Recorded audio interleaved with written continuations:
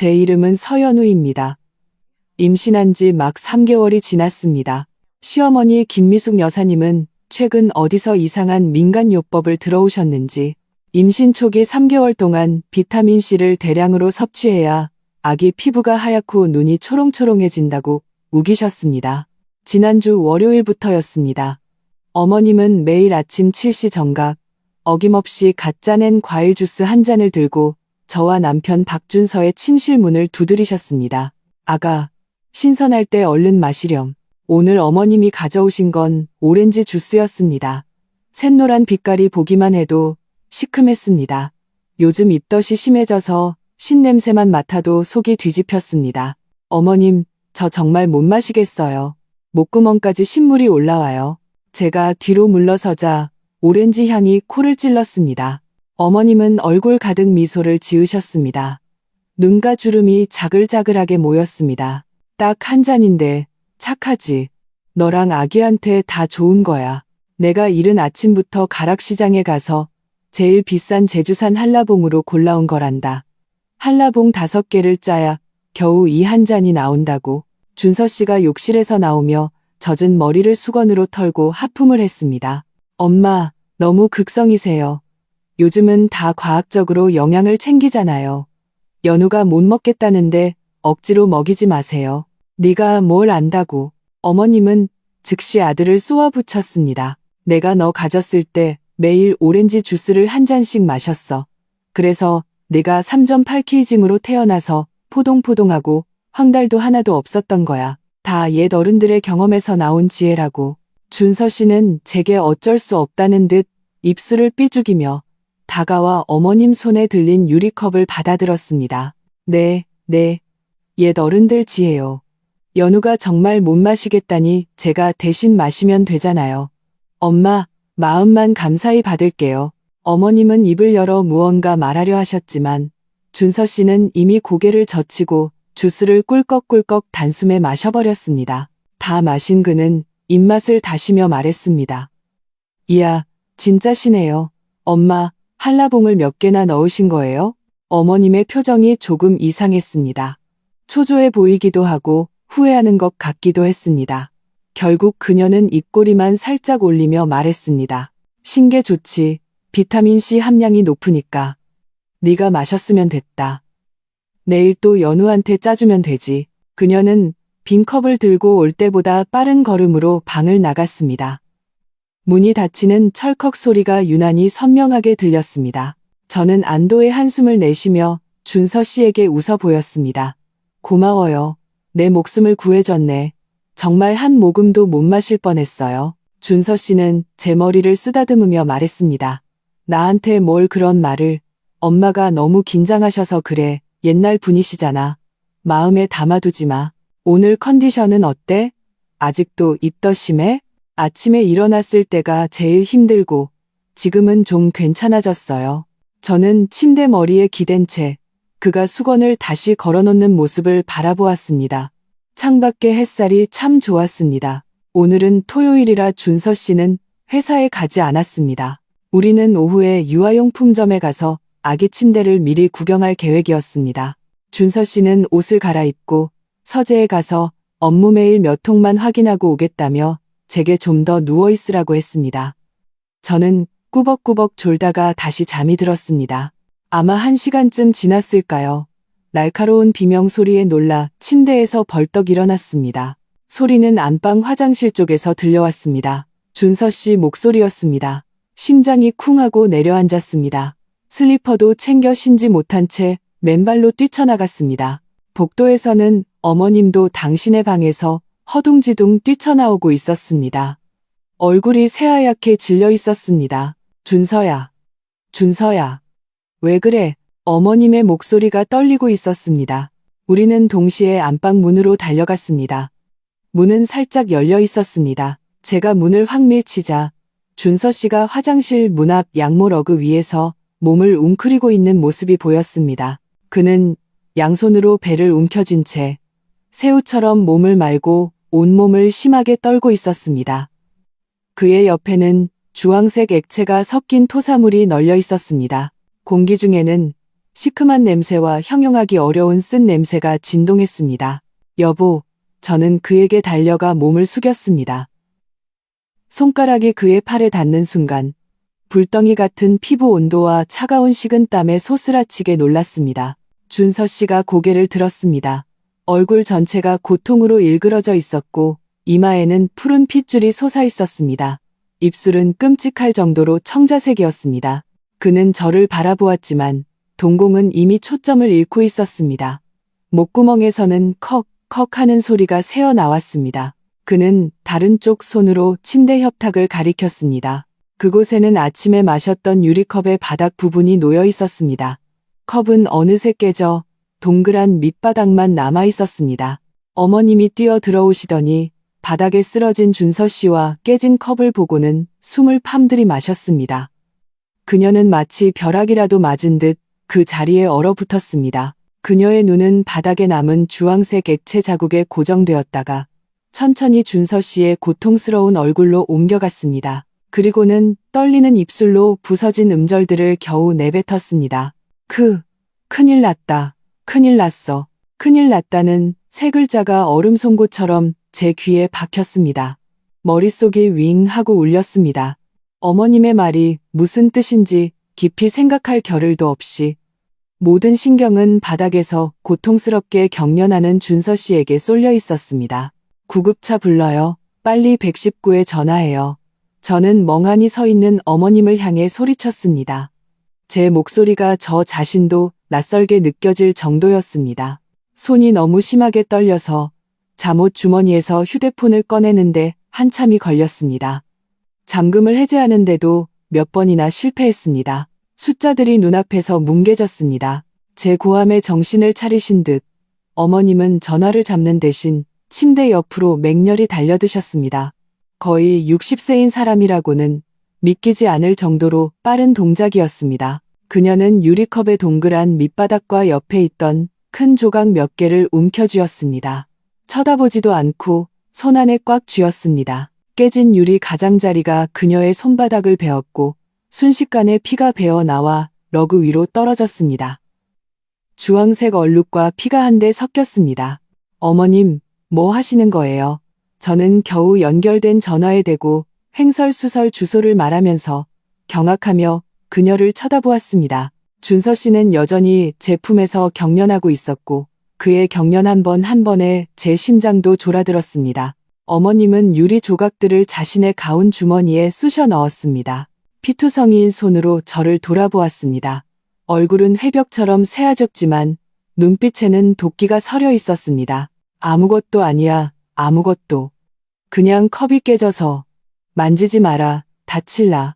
그녀의 목소리는 불안하게 떨렸고 말도 제대로 잇지 못했지만 억지로 우는 것보다 더 보기 흉한 미소를 지어 보였습니다. 준서는 아마 급성 위장염일 게다. 어젯밤에 밖에서 뭘 잘못 먹었나 보구나. 어젯밤엔 집에서 밥 먹었어요. 제가 그녀의 말을 잘랐습니다. 구급대에서 이미 출동했고 10분 안에 도착한다고 했습니다. 저는 준서 씨를 꽉 껴안았습니다. 그의 이마에서는 땀이 굵은 방울로 뚝뚝 떨어졌고 체온은 무섭게 높았습니다. 입술색은 점점 더 짙어졌고 목에서 나는 소리는 점점 약해졌습니다. 이건 절대 평범한 위장염이 아니었습니다. 어머님이 다가와 제 품에서 준서 씨를 넘겨받으려고 했습니다. 내가 할게. 넌 임신했으니 택이 상하겠다. 그녀의 손이 준서 씨의 어깨에 닿자 준서 씨는 갑자기 심하게 헛구역질을 했습니다. 더 이상 토할 것도 없었지만 그 고통스러운 모습에 어머님은 마치 불에 댄 듯 손을 움츠렸습니다. 그녀의 눈빛에 스쳐 지나간 것은 공포와 후회였습니다.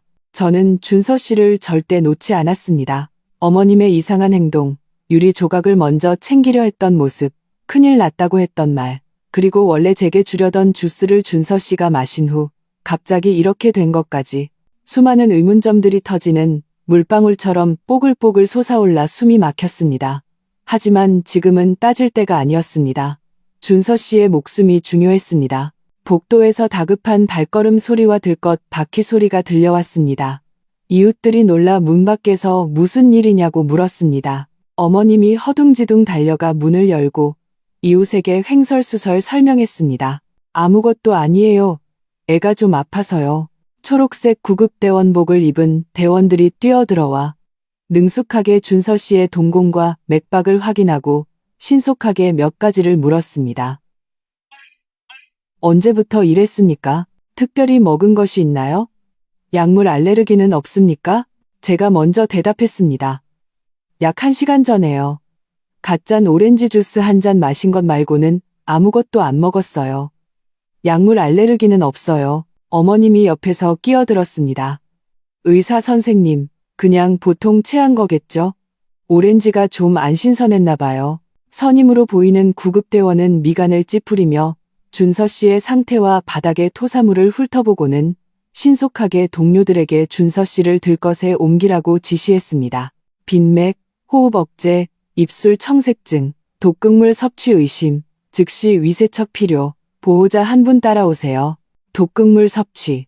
저는 다리에 힘이 풀려 주저앉을 뻔했습니다. 구급대원들은 이미 준서 씨를 들것에 싣고 쏜살같이 밖으로 나가고 있었습니다. 저는 겉옷 하나를 집어들고 따라 나섰습니다. 어머님도 급히 따라 나서려 했지만 한 간호사가 막아섰습니다. 차에 자리가 부족하니 보호자는 한 분만 타세요. 다른 분은 택시 타고 병원으로 오시면 됩니다. 내가 얘 엄마예요. 내가 가야 해요. 어머님이 소리쳤습니다. 어머님은 손에 상처도 있으시니 먼저 처리하시고 택시 타고 오세요. 저는 그녀를 쳐다보았습니다. 아마도 아주 차가운 눈빛이었을 겁니다. 어머님은 잠시 멈칫하더니 더 이상 고집을 부리지 않았습니다. 저는 돌아서서 들것을 따라 엘리베이터에 탔습니다. 엘리베이터가 내려가는 동안 밀폐된 공간에는 기계의 단조로운 삐소리와 준서 씨의 고통스러운 신음소리만 가득했습니다. 저는 그의 차가운 손을 잡고 아침의 장면을 머릿속에서 계속 되감았습니다. 어머님의 과한 친절이 담긴 미소, 샛노랗던 그 주스, 준서 씨가 저 대신 마실 때의 호쾌한 모습, 그리고 어머님의 그 순간의 기묘한 표정. 만약 그 주스가 원래 정말로 나를 위한 것이었다면? 이 생각에 온몸이 차가워지고 속이 울렁거렸습니다. 구급차는 사이렌을 울리며 질주했습니다. 병원에 도착하자마자 준서 씨는 바로 응급실로 옮겨졌고 저는 밖에서 제지당했습니다. 수술 중이라는 붉은 등이 켜지는 것을 보며 온몸에 힘이 빠진 채 차가운 벽에 기대어 천천히 바닥에 주저앉았습니다. 얼마나 지났을까?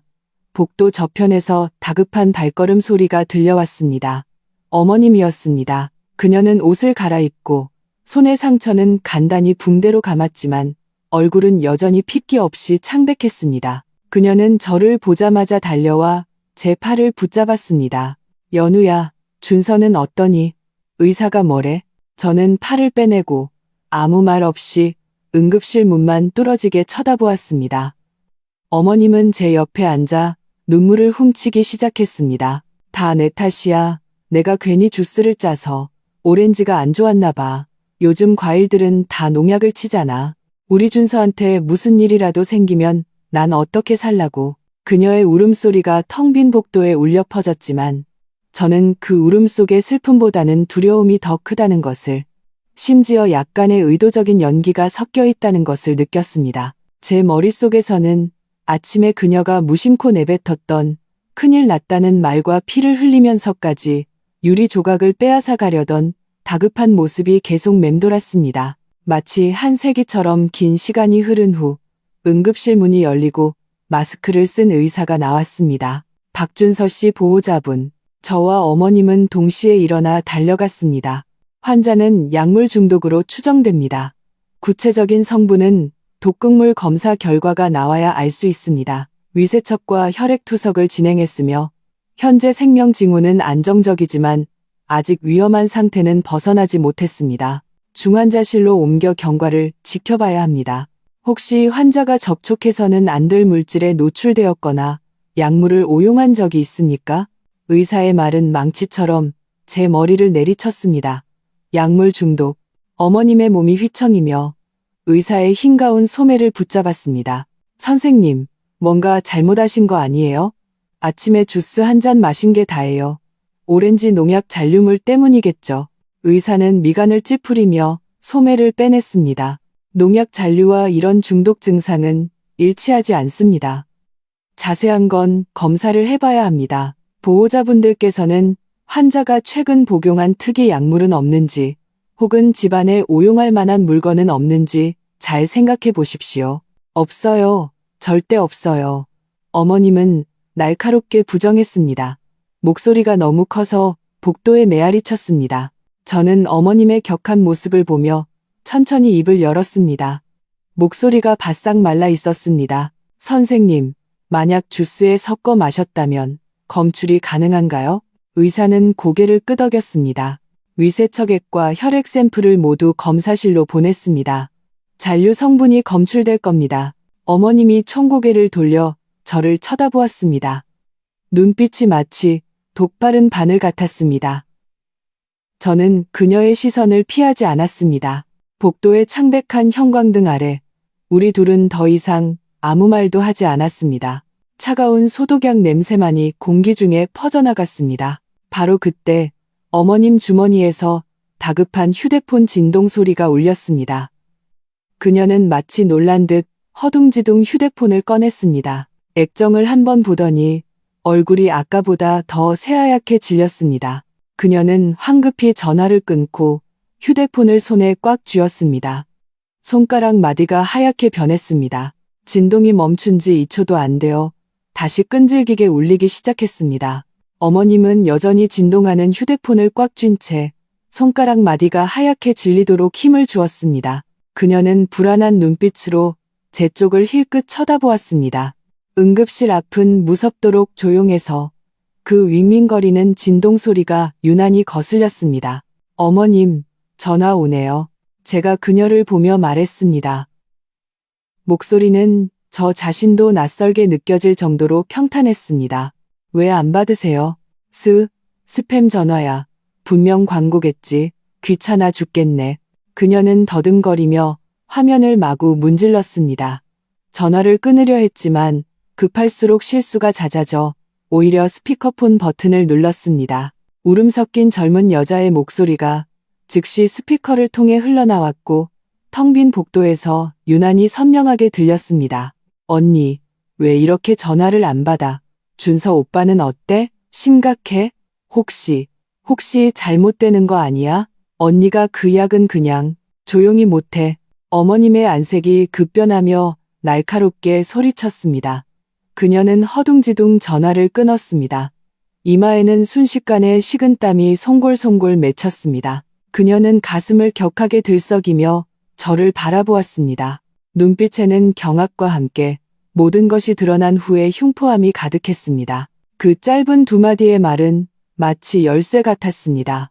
찰칵 소리를 내며 제 머릿속에 잠겨있던 상자를 열었습니다. 젊은 여자, 어머님을 언니라고 부르는 것, 준서 씨를 걱정하는 것, 그리고 그 약이라는 단어까지 모든 조각들이 쾅 소리를 내며 맞춰지면서 제 온몸의 피를 얼어붙게 하는 하나의 윤곽이 드러났습니다. 어머님은 입을 열어 무언가 해명하려는 듯 했지만 저는 그녀에게 기회를 주지 않았습니다. 저는 몸을 돌려 계단 쪽으로 빠르고 급하게 걸어갔습니다. 이곳을 떠나야 했습니다. 즉시, 당장, 냉정해져야 하고 생각해야 했습니다. 그리고 무엇보다 증거가 필요했습니다. 연우야, 어디 가니? 준서는 아직 안에 있는데 어머님이 제 등 뒤에서 외쳤습니다.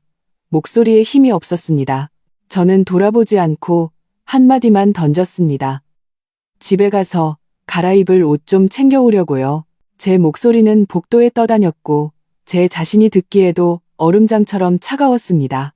택시를 타고 집으로 돌아오는 길, 제 머릿속은 영화처럼 스쳐 지나갔습니다. 어머님이 매일같이 가져다 주던 주스, 그녀의 과도하게 열정적인 고집, 준서 씨가 마실 때 스쳐 지나갔던 그녀의 후회, 그리고 그 큰일 났다는 말, 그녀가 원래 해치려던 사람은 바로 내 뱃속의 아이였던 것입니다. 그 주스는 나를 위해 준비된 것이었고 준서 씨는 나 대신 그 재앙을 당한 것이었습니다. 분노와 공포가 파도처럼 밀려왔습니다. 저는 제 손등을 세게 꼬집으며 겨우 택시 안에서 실성하지 않을 수 있었습니다. 흐트러지면 안 돼.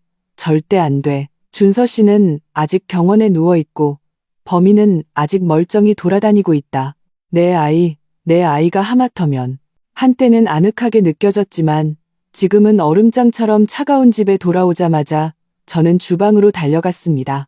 쓰레기통은 깨끗했습니다. 어머님이 이미 치운 것이 분명했습니다. 저는 찬장을 열고 조리대를 뒤졌지만 아무것도 찾지 못했습니다. 마지막으로 제 시선은 구석에 있는 분리수거함 중 일반 쓰레기통에 똘었습니다. 아침에 급하게 나오느라 쓰레기를 아직 버리지 못했습니다. 저는 거의 달려들다시피 했습니다. 더러운 것도 신경 쓰지 않고 안에 내용물을 바닥에 쏟아부었습니다.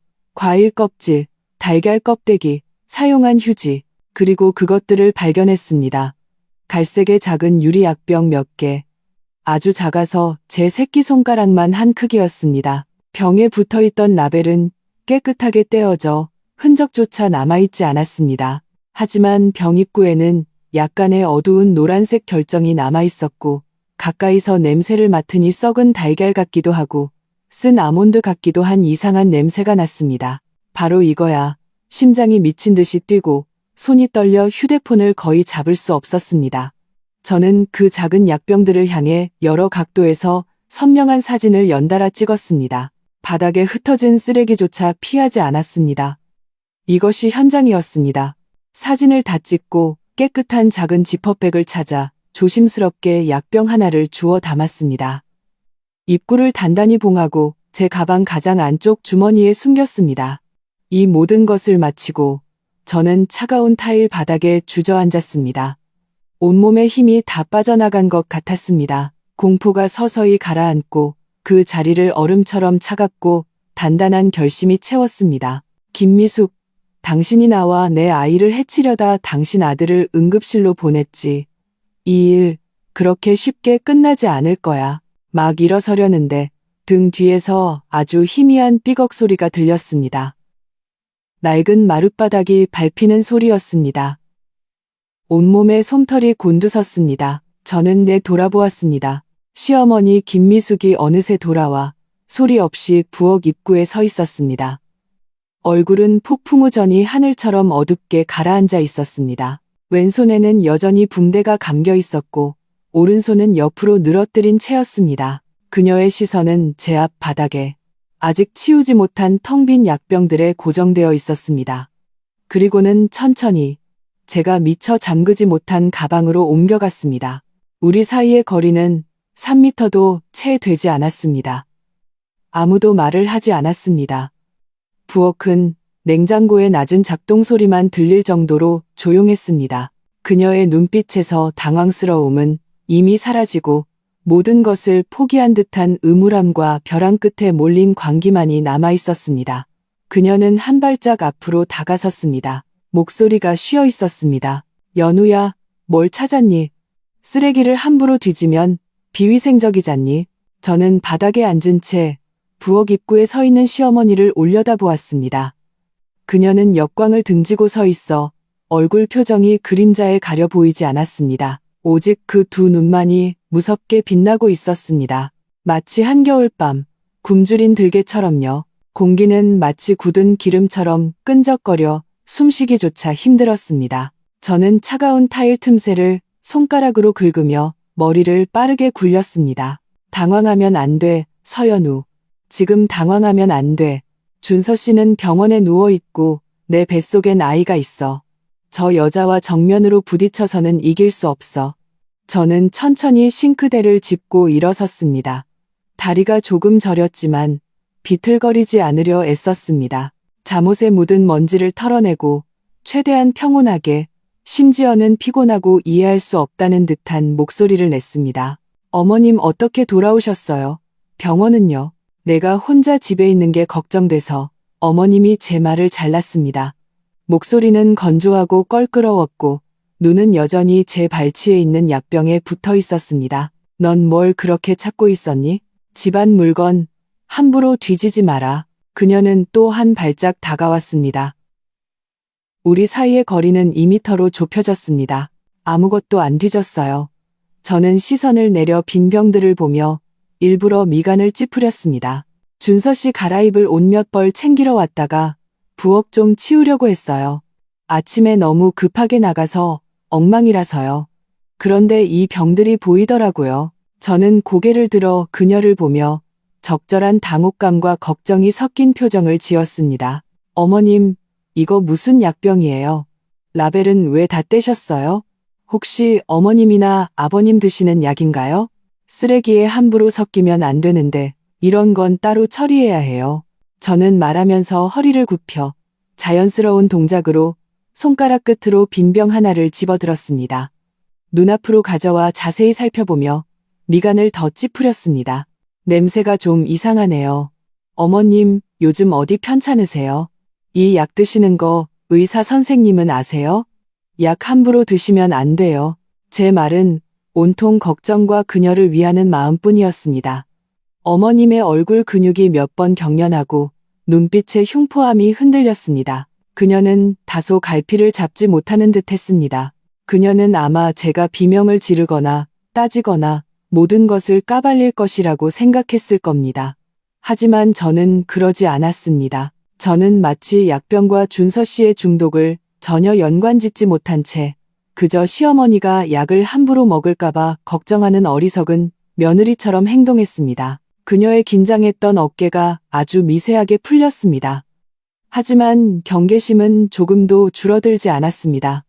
그녀는 손을 내밀며 딱딱한 어조로 말했습니다. 이리 줘. 별거 아니야. 관절통에 먹는 민간요법 약인데 병이 쓸모없어서 라벨을 뗀 거야. 더러우니 만지지 마. 저는 고집 부리지 않고 순순히 병을 그녀의 피 묻은 붕대 감은 손에 건넸습니다. 그녀는 재빨리 바닥에 있는 다른 병들도 주워 모두 손안에 움켜쥐었습니다. 깨진 유리 가장자리가 또 그녀를 찔렀을지도 모르지만 그녀는 눈썹 하나 까딱하지 않았습니다. 어머님, 손 다치셨잖아요. 이건 제가 처리할게요.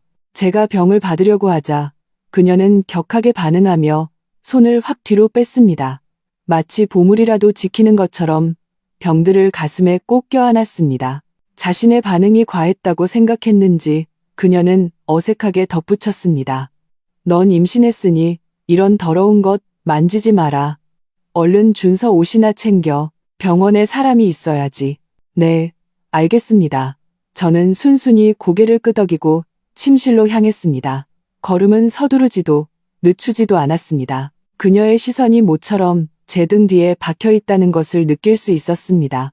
제가 침실로 들어가 문을 닫을 때까지요. 문이 닫히자마자 저는 즉시 귀를 문에 바싹 갖다 댔습니다. 밖에서 아주 희미한 사각사각 소리가 들렸습니다. 어머님이 부엌 바닥에 쓰레기를 재빨리 치우는 소리였습니다.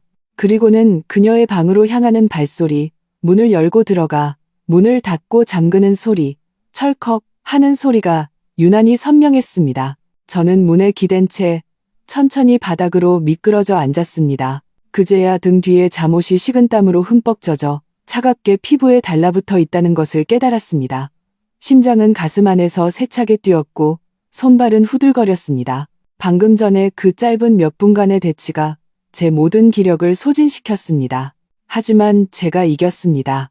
1라운드는요. 저는 그녀를 놀라게 하지 않았습니다.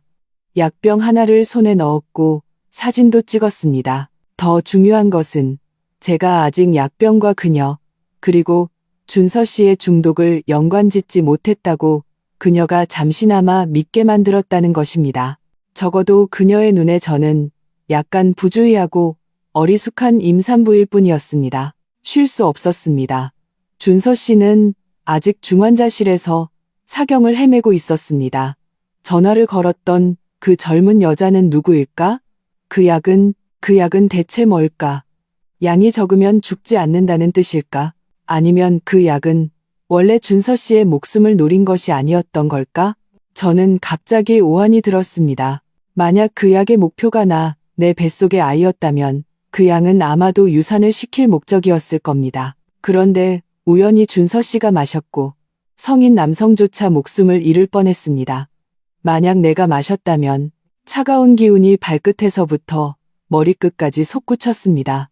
저는 아직 평평한 아랫배를 감쌌습니다.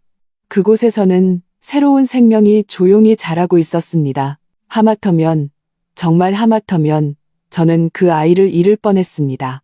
분노가 용암처럼 혈관을 타고 흘러 눈이 건조해졌습니다. 김미숙, 정말 악독한 사람이군요. 하지만 지금은 분노할 때가 아니었습니다. 저는 일어나 조심스럽게 옷장으로 다가가 준서 씨의 갈아입을 옷 몇 벌을 꺼냈습니다. 일부러 소리를 내어 정상적인 것처럼 보이게 했습니다. 그리고 침대 가장자리에 앉아 휴대폰을 꺼냈습니다. 아까 찍은 사진과 병원 응급실 앞에서 어머님이 전화를 받을 때 무의식적으로 켰던 녹음 파일, 비록 2마디뿐이었지만 충분했습니다. 모든 것을 클라우드에 백업하고 카카오톡 부계정으로 제게 다시 보냈습니다. 이 모든 것을 마치고 저는 침대에 누워 이불을 덮었습니다. 몸은 피곤했지만 뇌는 활짝 당겨진 활처럼 비정상적으로 맑았습니다. 저는 기다리고 있었습니다. 밤이 깊어지기를, 이 집에 저와 그 비밀만이 남게 되기를. 시간은 1분 1초가 더디게 흘러갔습니다. 창밖은 점점 어두워졌습니다. 어머님 방문이 열리는 소리가 들렸고 그녀는 거실을 몇 바퀴 돌다가 부엌에서 물을 마시고는 다시 자기 방으로 들어갔습니다. 그리고 다시 문을 잠갔습니다. 저는 귀를 기울였습니다. 밖이 완전히 조용해질 때까지. 멀리 도로에서 가끔 들려오는 차 소리뿐이었습니다. 저는 조용히 일어나 불도 켜지 않고 맨발로 고양이처럼 소리 없이 문가로 다가갔습니다. 다시 문에 귀를 갖다 댔습니다. 고요했습니다. 오늘 밤은 아무 소득이 없을 것이라 생각하고 억지로라도 잠을 청하러 돌아가려던 순간 아주 희미한 문경첩이 돌아가는 끼익 소리를 들었습니다. 어머님 방문이 아니었습니다. 베란다 쪽이었습니다. 우리 집 거실은 밀폐된 작은 베란다와 연결되어 있습니다. 어머님은 가끔 그곳에서 빨래를 널거나 반쯤 죽어가는 화초들을 돌보셨습니다. 저는 숨을 죽이고 차가운 바닥을 맨발로 밟으며 소리 없이 침실 문가로 이동했습니다. 문을 아주 살짝 열었습니다. 거실에는 큰 불이 꺼져 있었고 베란다 쪽 유리문을 통해 희미한 빛이 들어오고 있었습니다. 마치 휴대폰 액정 불빛 같았습니다. 아주 낮게 깔렸지만 흥분과 공포로 미세하게 떨리는 목소리가 바닥과 벽을 타고 희미하게 들려왔습니다. 어머님이었습니다. 실수했어. 다 망했어. 준서가 마셨어. 지금 병원에서 응급 치료받고 있는데 의사가 약물 중독이래. 그녀는 통화 중이었습니다. 제 심장 박동이 갑자기 빨라졌고 손바닥은 땀으로 흥건했습니다. 저는 조심스럽게 문틈을 조금 더 열고 몸을 옆으로 틀어 거실의 두꺼운 커튼 그림자 속으로 숨었습니다. 이 위치에서는 베란다 쪽 소리를 겨우 들을 수 있으면서도 쉽게 발각되지 않을 수 있었습니다. 전화기 저편의 사람이 뭐라고 말했는지 어머님의 목소리가 갑자기 조금 높아졌다가 즉시 다시 낮아졌습니다. 울음 섞인 목소리와 모든 것을 포기한 듯한 도끼가 섞여 있었습니다. 나더러 어떡하라고. 내가 방법을 알면 너한테 묻겠니. 지금 걔는 중환자실에 누워있고 경찰이 조사라도 시작하면 그 약 내가 준 거잖아. 넌 분명 그냥 걔 뱃속의 살덩어리만 조용히 떼어내는 거라고 했잖아. 그런데 지금 준서가 그녀의 목소리가 막혔습니다. 몇 초가 지나서야 다시 말이 이어졌습니다. 이번에는 더 낮고 불분명했지만 저는 몇 개의 키워드를 포착했습니다. 그것들은 얼음 조각처럼 제 귀에 박혔습니다. 반드시 없애야 해. 박씨 집안의 장소는 미진이 뱃속에서 나와야 해. 상철 씨 쪽에는 더 이상 숨길 수 없어. 미진이 아이가 정식으로 인정받아야 한다고. 다시는 실수하면 안 돼. 미진. 또 미진이었습니다. 전화 속의 그 젊은 여자. 저는 아랫입술을 세게 깨물었습니다. 입안에 비릿한 피맛이 퍼졌습니다. 그런 거였군요. 다른 이유가 아니라 이 미진이라는 여자의 뱃속 아이에게 자리를 내어주기 위해서 박씨 집안의 장소는 미진이 뱃속에서 나와야 해. 그렇다면 준서 씨는? 준서 씨는 무엇이고 내 뱃속의 이 아이는 또 무엇이란 말인가? 전화는 꽤 오래 이어진 것 같았습니다. 어머님은 대부분 듣기만 했고 가끔 낮은 목소리로 대답했습니다. 그녀의 말투는 처음의 공포와 혼란에서 서서히 침착해졌고 심지어는 막다른 길에 몰린 듯한 음울함마저 띠게 되었습니다. 응, 알았어. 집에 조금 남았어. 저녁밥에. 안 돼. 걔 요즘 입맛 없어서 저녁 잘 안 먹어. 내일 아침 두유에. 걔 매일 아침 한 잔씩 마시니까 이번에는 양을. 그녀의 목소리는 점점 더 낮아져 뒷말은 들리지 않았습니다. 하지만 양이라는 두 글자는 독파른 바늘처럼 제 관자놀이를 헨헨히 찔렀습니다. 그녀는 다시 시도할 작정이었습니다. 내일 아침 내 두유에. 저는 조용히 침실로 돌아와 문을 닫고 잠갔습니다. 차가운 문에 등을 기댄 채 천천히 바닥에 주저앉았습니다. 어둠 속에서 저는 눈을 뜨고 있었습니다. 잠은 조금도 오지 않았습니다. 공포는 파도처럼 물러가고 오직 얼음처럼 차갑고 단단한 증오와 전례 없는 맑은 정신만이 남았습니다. 김미숙, 당신이 이렇게 나온다면 저도 끝까지 상대해드리죠. 어둠 속에서 저는 문에 기댄 채 한참을 앉아 있었습니다. 다리가 저려올 때쯤에야 천천히 몸을 일으켰습니다. 베란다 쪽에서는 이미 아무 소리도 들리지 않았습니다. 어머님은 통화를 마치고 방으로 돌아갔을 겁니다. 집 전체가 무덤처럼 고요했습니다. 그리고 저는 저를 죽이려는 사람과 벽 하나를 사이에 두고 있었습니다. 가만히 앉아 당할 수는 없었습니다. 김미숙은 말했습니다. 내일 아침 내 두유에. 저는 조용히 침대 옆으로 다가가 휴대폰을 들었습니다. 어둠 속에서 액정 불빛이 조금 눈부셨습니다. 녹음 앱을 열고 재생발을 맨 뒤로 당겼습니다. 앱은 방금 베란다에서의 대화를 충실히 기록해 두었습니다. 약간 흐릿하고 전류의 지지직 소리가 섞여 있었지만 어머님의 반드시 없애야 해. 박씨 집안의 장소는 미진이 뱃속에서 나와야 해. 상철 씨 쪽에는 더 이상 숨길 수 없어. 그리고 이번에는 양을 이라는 말은 글자 하나하나가 무섭도록 선명했습니다. 저는 몇 번이고 반복해서 들었습니다. 특히 미진이라는 이름을요. 심장 부근이 쿡쿡 쑤셨지만 머리는 비정상적으로 맑았습니다. 이 여자는 어머님 계획의 핵심이었습니다. 그녀는 미진의 아이가 내 아이를 대신해 박씨 집안의 장손이 되기를 원했습니다. 그렇다면 준서 씨는? 내 남편은 이 악독한 계획에서 대체 어떤 존재일까요?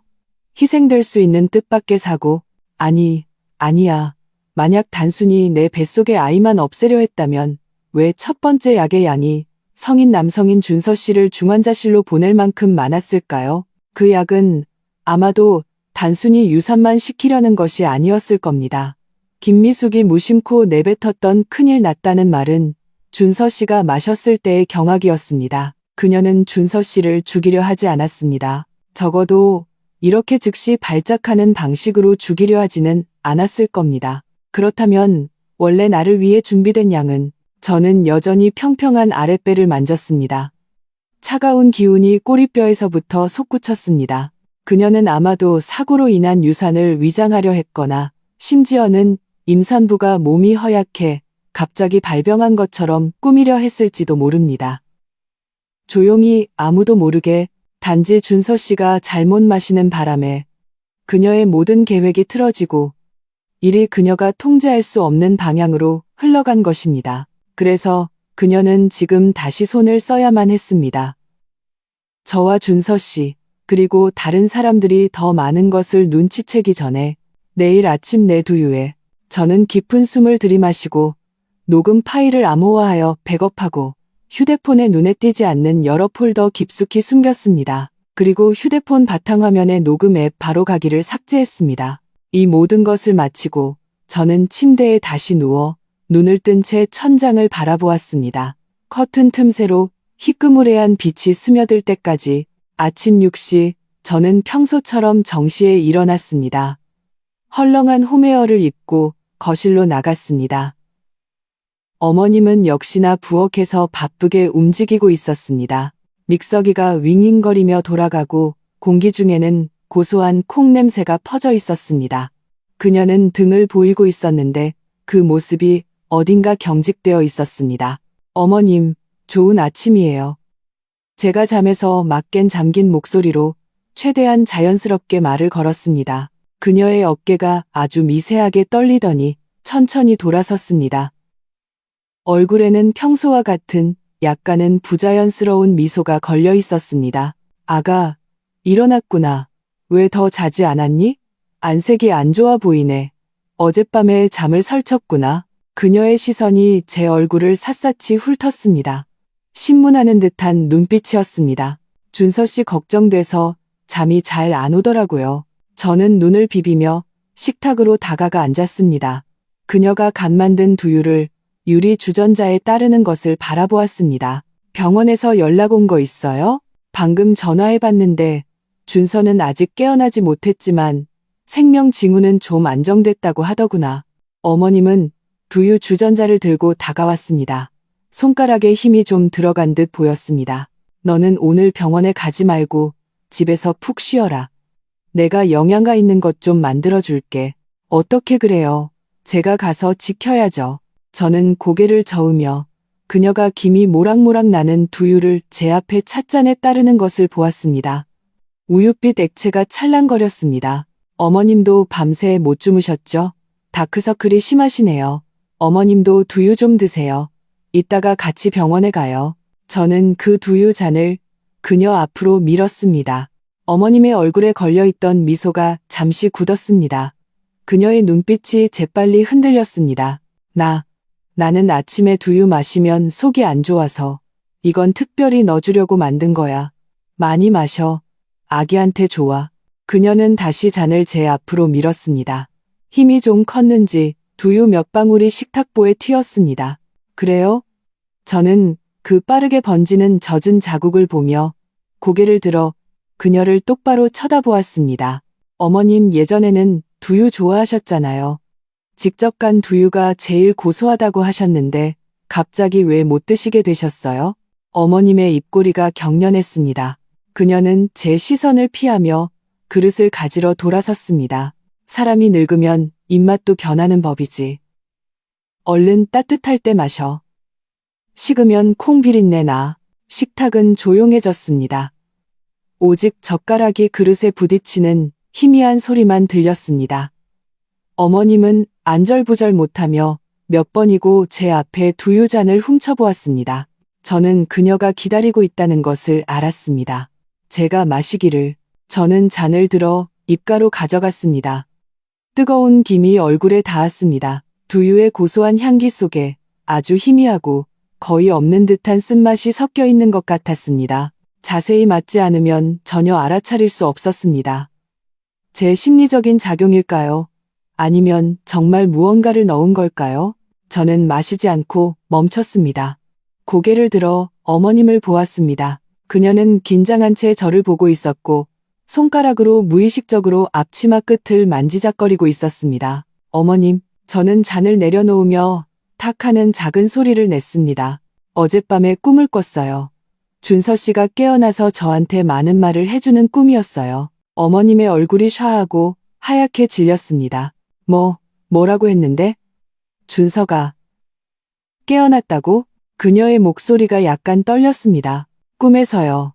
그냥 뒤죽박죽이었어요. 저는 한숨을 쉬며 따뜻한 잔을 손가락으로 만지작거렸습니다. 그냥 계속 저보고 조심하라고 하더라고요. 주변 사람 조심하고 먹는 거 조심하라고. 그리고 자기가 만약 잘못되면 꼭 자신을 지키고 아이를 지키고 나쁜 사람들이 뜻을 이루지 못하게 하라고요. 저는 아주 천천히 눈도 깜빡이지 않고 그녀를 보며 말했습니다. 어머님의 얼굴에서 핏기가 완전히 가셨습니다. 입술을 떨며 웃음을 지으려 했지만 우는 것보다 더 보기 흉했습니다. 꿈은 반대라고 하잖니. 준서는 분명 괜찮을 거야. 너 괜한 생각하지 마라. 괜한 생각 아니에요. 제가 그녀의 말을 잘랐습니다. 말투는 평온했지만 약간의 슬픔이 섞여 있었습니다. 그냥 준서 씨가 이번에 아픈 게 너무 이상해서요. 멀쩡한 사람이 주스 한 잔 마시고 어떻게 약물 중독이 될 수 있죠? 어머님, 그 주스에 도대체 무슨 문제가 있었던 걸까요? 무슨 문제가 있겠니? 어머님이 갑자기 목소리를 높였습니다. 마치 꼬리를 밟힌 고양이 같았습니다. 그냥 오렌지가 안 좋았던 거야. 농약 잔류물, 의사도 그럴 수 있다고 했잖아. 의사 선생님은 증상이 일치하지 않는다고 하셨어요. 제가 그녀를 정정했습니다. 목소리는 여전히 평탄했습니다. 그리고 만약 농약 잔류물 때문이라면 왜 하필 준서 씨만 중독된 거죠? 그 주스는 원래 제 것이었잖아요. 그렇죠? 부엌의 공기가 순간 얼어붙었습니다. 어머님은 저를 노려보았고 눈알이 튀어나올 것 같았습니다. 가슴을 격하게 들썩이며 저를 손가락으로 가리켰지만 한참 동안 아무 말도 하지 못했습니다. 저는 그녀가 말을 정리할 기회를 주지 않고 그 두유잔을 들고 일어섰습니다. 이 두유 냄새가 정말 고소하네요. 고마워요, 어머님. 하지만 지금은 입맛이 없어서 준서 씨에게 먼저 가져다 줘야겠어요. 깨어나면 이런 유동식을 마시고 싶어 할지도 모르잖아요. 안 돼. 어머님은 거의 달려들다시피 제 손에 있는 잔을 빼앗으려 했습니다. 저는 몸을 옆으로 피했고 잔에 있던 두유가 조금 흘러 제 손등에 떨어졌습니다. 따끔한 통증이 느껴졌습니다. 저는 앗소리를 냈지만 잔을 꽉 쥔 채 놓지 않았습니다. 그건 너 주려고 만든 거야. 준서는 병원에서 영양제를 맞으니까 필요 없어. 어머님이 날카롭게 소리치며 다시 빼앗으려 했습니다. 어머님, 저는 목소리를 높여 그녀를 똑바로 쳐다보았습니다. 눈빛이 아마도 매우 날카로웠을 겁니다. 그녀의 동작이 멈칫했습니다. 왜 이러세요? 그냥 두유 한 잔일 뿐인데 누가 마시면 어떻다고요? 아니면 이 두유에 무슨 특별한 거라도 있어서 저만 마실 수 있고 준서 씨는 마시면 안 되는 건가요? 제 말은 칼처럼 한마디 한마디 그녀에게 박혔습니다. 어머님의 얼굴은 돼지 간처럼 붉어졌다가 서서히 잿빛으로 변했습니다. 그녀는 제 눈을 그리고 제 손에 들린 두유잔을 번갈아 보았습니다. 그녀의 눈빛에 담긴 흉포함, 당황스러움, 공포는 결국 어떤 절망적인 광기로 변해갔습니다. 너 알고 있었구나. 그녀의 목소리는 심하게 쉬어 있었습니다. 마치 사포로 나무를 가는 소리 같았습니다. 제가 뭘 알아요? 저는 질문을 되돌려 주었습니다.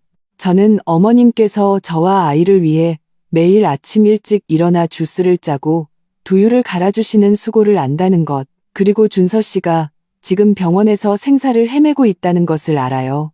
어머님, 제가 지금 가장 알아야 할 것이 무엇일까요? 저는 그 두유잔을 들고 현관문 쪽으로 향했습니다. 어머님의 독사 같은 시선이 제 등 뒤에 단단히 박혀 있다는 것을 느낄 수 있었지만 저는 한 걸음도 멈추지 않았습니다. 현관에 도착해 신발을 갈아 신고 가방과 열쇠를 들었습니다. 문을 열고 막 나가려던 순간 어머님의 목소리가 등 뒤에서 들려왔습니다. 음산하고 모든 것을 끝장내려는 듯한 뉘앙스를 담고 있었습니다. 서연우, 네가 똑똑하다고 생각하지 마라. 이 집안에는 네가 아는 것보다 모르는 게 더 나은 일들이 있어. 미진이는 네가 함부로 건드릴 수 있는 상대가 아니야. 저는 발걸음을 잠시 멈췄지만 돌아보지 않고 그대로 밖으로 나갔습니다. 문을 닫았습니다. 쾅 하는 소리가 마치 그녀의 협박과 그 약탄 두유를 모두 문 안에 가두는 것 같았습니다. 엘리베이터가 내려가는 동안 저는 차가운 금속 벽에 기댔습니다. 손이 여전히 미세하게 떨리고 있었습니다. 두려워서가 아니라 분노와 공포 때문이었습니다. 저는 방금 정말로 저승 문턱을 또 한 번 밟고 온 것이었습니다. 그 두유, 내가 정말 마셨더라면. 저는 손에 들린 우윳빛 액체를 내려다보며 그것을 꽉 쥐었습니다. 이것은 증거입니다. 김미숙이 두 번째로 저를 해치려 한 명백한 증거. 아직 검사는 하지 않았지만 저는 알 수 있었습니다. 그 안에는 분명 넣어서는 안 될 것이 들어있었습니다. 주머니 속 휴대폰이 진동했습니다. 꺼내보니 병원 간병인에게서 온 메시지였습니다. 준서 씨는 아직 깨어나지 않았지만 상태는 안정적이라고 했습니다. 저는 깊은 숨을 들이마시고 두유를 조심스럽게 가방에 넣었습니다. 김미숙 그리고 미진. 좋아요. 아주 좋아요. 이 연극은 이제 막 시작됐을 뿐이에요. 당신들이 이렇게 나오고 싶다면 저도 끝까지 어울려드리죠. 마지막에 누가 누구를 끝장내게 될지 한번 봅시다. 병원 복도의 소독약 냄새는 숨 막힐 정도로 진했습니다. 저는 그 두유를 아이스팩과 함께 준서 씨 병실 사물함 가장 깊숙한 곳에 몰래 넣어두었습니다. 밖에는 그의 깨끗한 수건으로 여러 겹 감쌌습니다. 이 물건은 나중에 쓸모가 있을지도 모릅니다. 어머님은 점심때가 되어서야 마지못해 나타났습니다. 보온병을 들고 얼굴에는 미소를 띄었지만 눈빛은 피하고 있었습니다. 그녀는 아침에 두유일이나 미진에 대해서는 한마디도 꺼내지 않고 그저 닭죽을 얼마나 오래 끓였는지 환자에게 얼마나 좋은지에 대해서만 늘어놓았습니다. 저는 그녀를 폭로하지 않고 조용히 그녀의 연기를 지켜보았습니다. 마음속은 얼음덩이를 품은 것 같았습니다. 준서 씨는 아직 깨어나지 않았습니다. 창백한 얼굴로 침대에 누워 기계에 의존해 생명을 유지하고 있었습니다. 의사는 그가 중독이 심해간과 신장이 손상되었으며 깨어나더라도 후속 치료가 매우 복잡할 것이라고 했습니다. 그를 볼 때마다 제 마음속의 증오는 한 뼘씩 더 깊어졌습니다.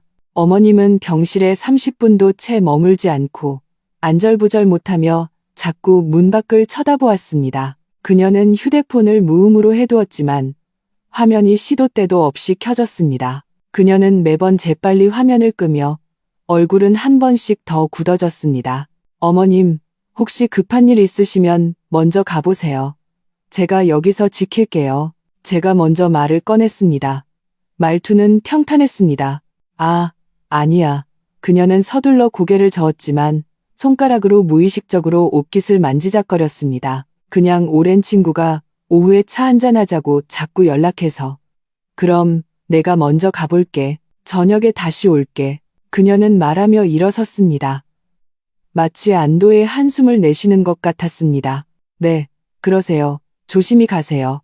저는 고개를 끄덕이며 그녀가 거의 도망치듯 병실을 나가는 것을 보았습니다. 문이 닫히자마자 저는 즉시 제 가방을 들고 따라 나갔습니다. 복도 모퉁이에서 저는 어머님이 서두르는 발걸음으로 엘리베이터 쪽이 아닌 병동의 다른 구역으로 이어지는 연결 통로로 들어가는 것을 보았습니다. 그녀는 걸어가면서 전화를 걸었고 목소리는 매우 낮았지만 제가 멀지 않은 곳에 있어 몇 단어를 간헐적으로 들을 수 있었습니다. 금방 도착해. 너 나오지 마. 말 들어. 그녀의 목적지는 VIP 병동과 산부인과였습니다. 제 심장이 쿵 하고 내려앉았습니다. 산부인과. 저는 마스크를 쓰고 머리를 조금 헝클어뜨리고 야구 모자를 푹 눌러 썼습니다. 멀지도 가깝지도 않은 거리를 유지하며 따라갔습니다. 어머님은 분명 매우 급했고 뒤에 누가 따라온다는 것을 눈치채지 못했습니다. 그녀는 산부인과의 조용한 복도를 지나 복도 끝에 1인실로 곧장 향했습니다. 문을 두드리고 재빨리 안으로 들어갔습니다. 저는 그 병실 맞은편으로 가서 벽에 붙은 홍보물을 보는 척하며 곁눈질로 그 문을 주시했습니다. 문은 완전히 닫히지 않고 작은 틈이 남아 있었습니다. 몇 분 지나지 않아 젊고 애교 섞인 여자의 목소리가 문틈으로 새어나왔습니다. 울음 섞인 목소리였습니다. 언니, 드디어 왔구나. 나 무서워 죽는 줄 알았어. 준서 오빠는 대체 어떻게 된 거야? 죽는 거 아니지. 우리 아기는 앞으로 어떻게? 제 손가락이 손바닥을 세게 파고들었습니다. 손톱이 살을 파고들어 아팠습니다. 아기, 우리 아기. 어머님의 목소리가 곧이어 들렸습니다. 달래는 듯하면서도 꾸짖는 말투였습니다. 조용히 해. 여기 병원이잖아. 준서는 목숨이 질겨서 안 죽어. 그보다 너 왜 이렇게 급하게 나를 부른 거야? 얌전히 누워있으라고 했잖아. 무서웠단 말이야. 젊은 여자가 어리광을 부렸습니다. 어제 전화로 실수했다고 해서 나 밤새 한숨도 못 잤어. 언니, 그 약이 우리 아기한테는 영향 없는 거지? 언니는 그 약이 임신한 사람한테만 효과가 있다고 했잖아. 준서 오빠가 마셨는데 조용히 못해. 어머님의 목소리가 갑자기 엄해졌습니다. 무슨 약 타령이야. 기억해. 약 같은 건 없어. 준서는 그냥 뭘 잘못 먹어서 체한 거야. 넌 내 몸이나 잘 챙겨. 무사히 아기 낳는 게 제일 중요한 일이야. 박씨 집안의 장손은 반드시 내 뱃속에 있는 이 아이여야 해. 장손. 박씨 집안의 장손. 그럼 내 뱃속에 있는 아이는 무엇인가? 차가운 기운이 척추를 타고 올라와 사지가 마비되는 것 같았습니다. 준서 씨는 그는 알고 있었을까? 이 미진이라는 여자와 그녀 뱃속의 박씨? 집안 장손의 존재를. 바로 그때 병실 문이 안에서 갑자기 활짝 열렸습니다. 분홍색 실크 잠옷을 입은 젊은 여자가 문 앞에 서 있었습니다. 대략 2314세쯤 되어 보였고 확실히 예뻤습니다. 피부는 하얗고 눈은 컸으며 긴 머리가 어깨에 늘어져 있었습니다.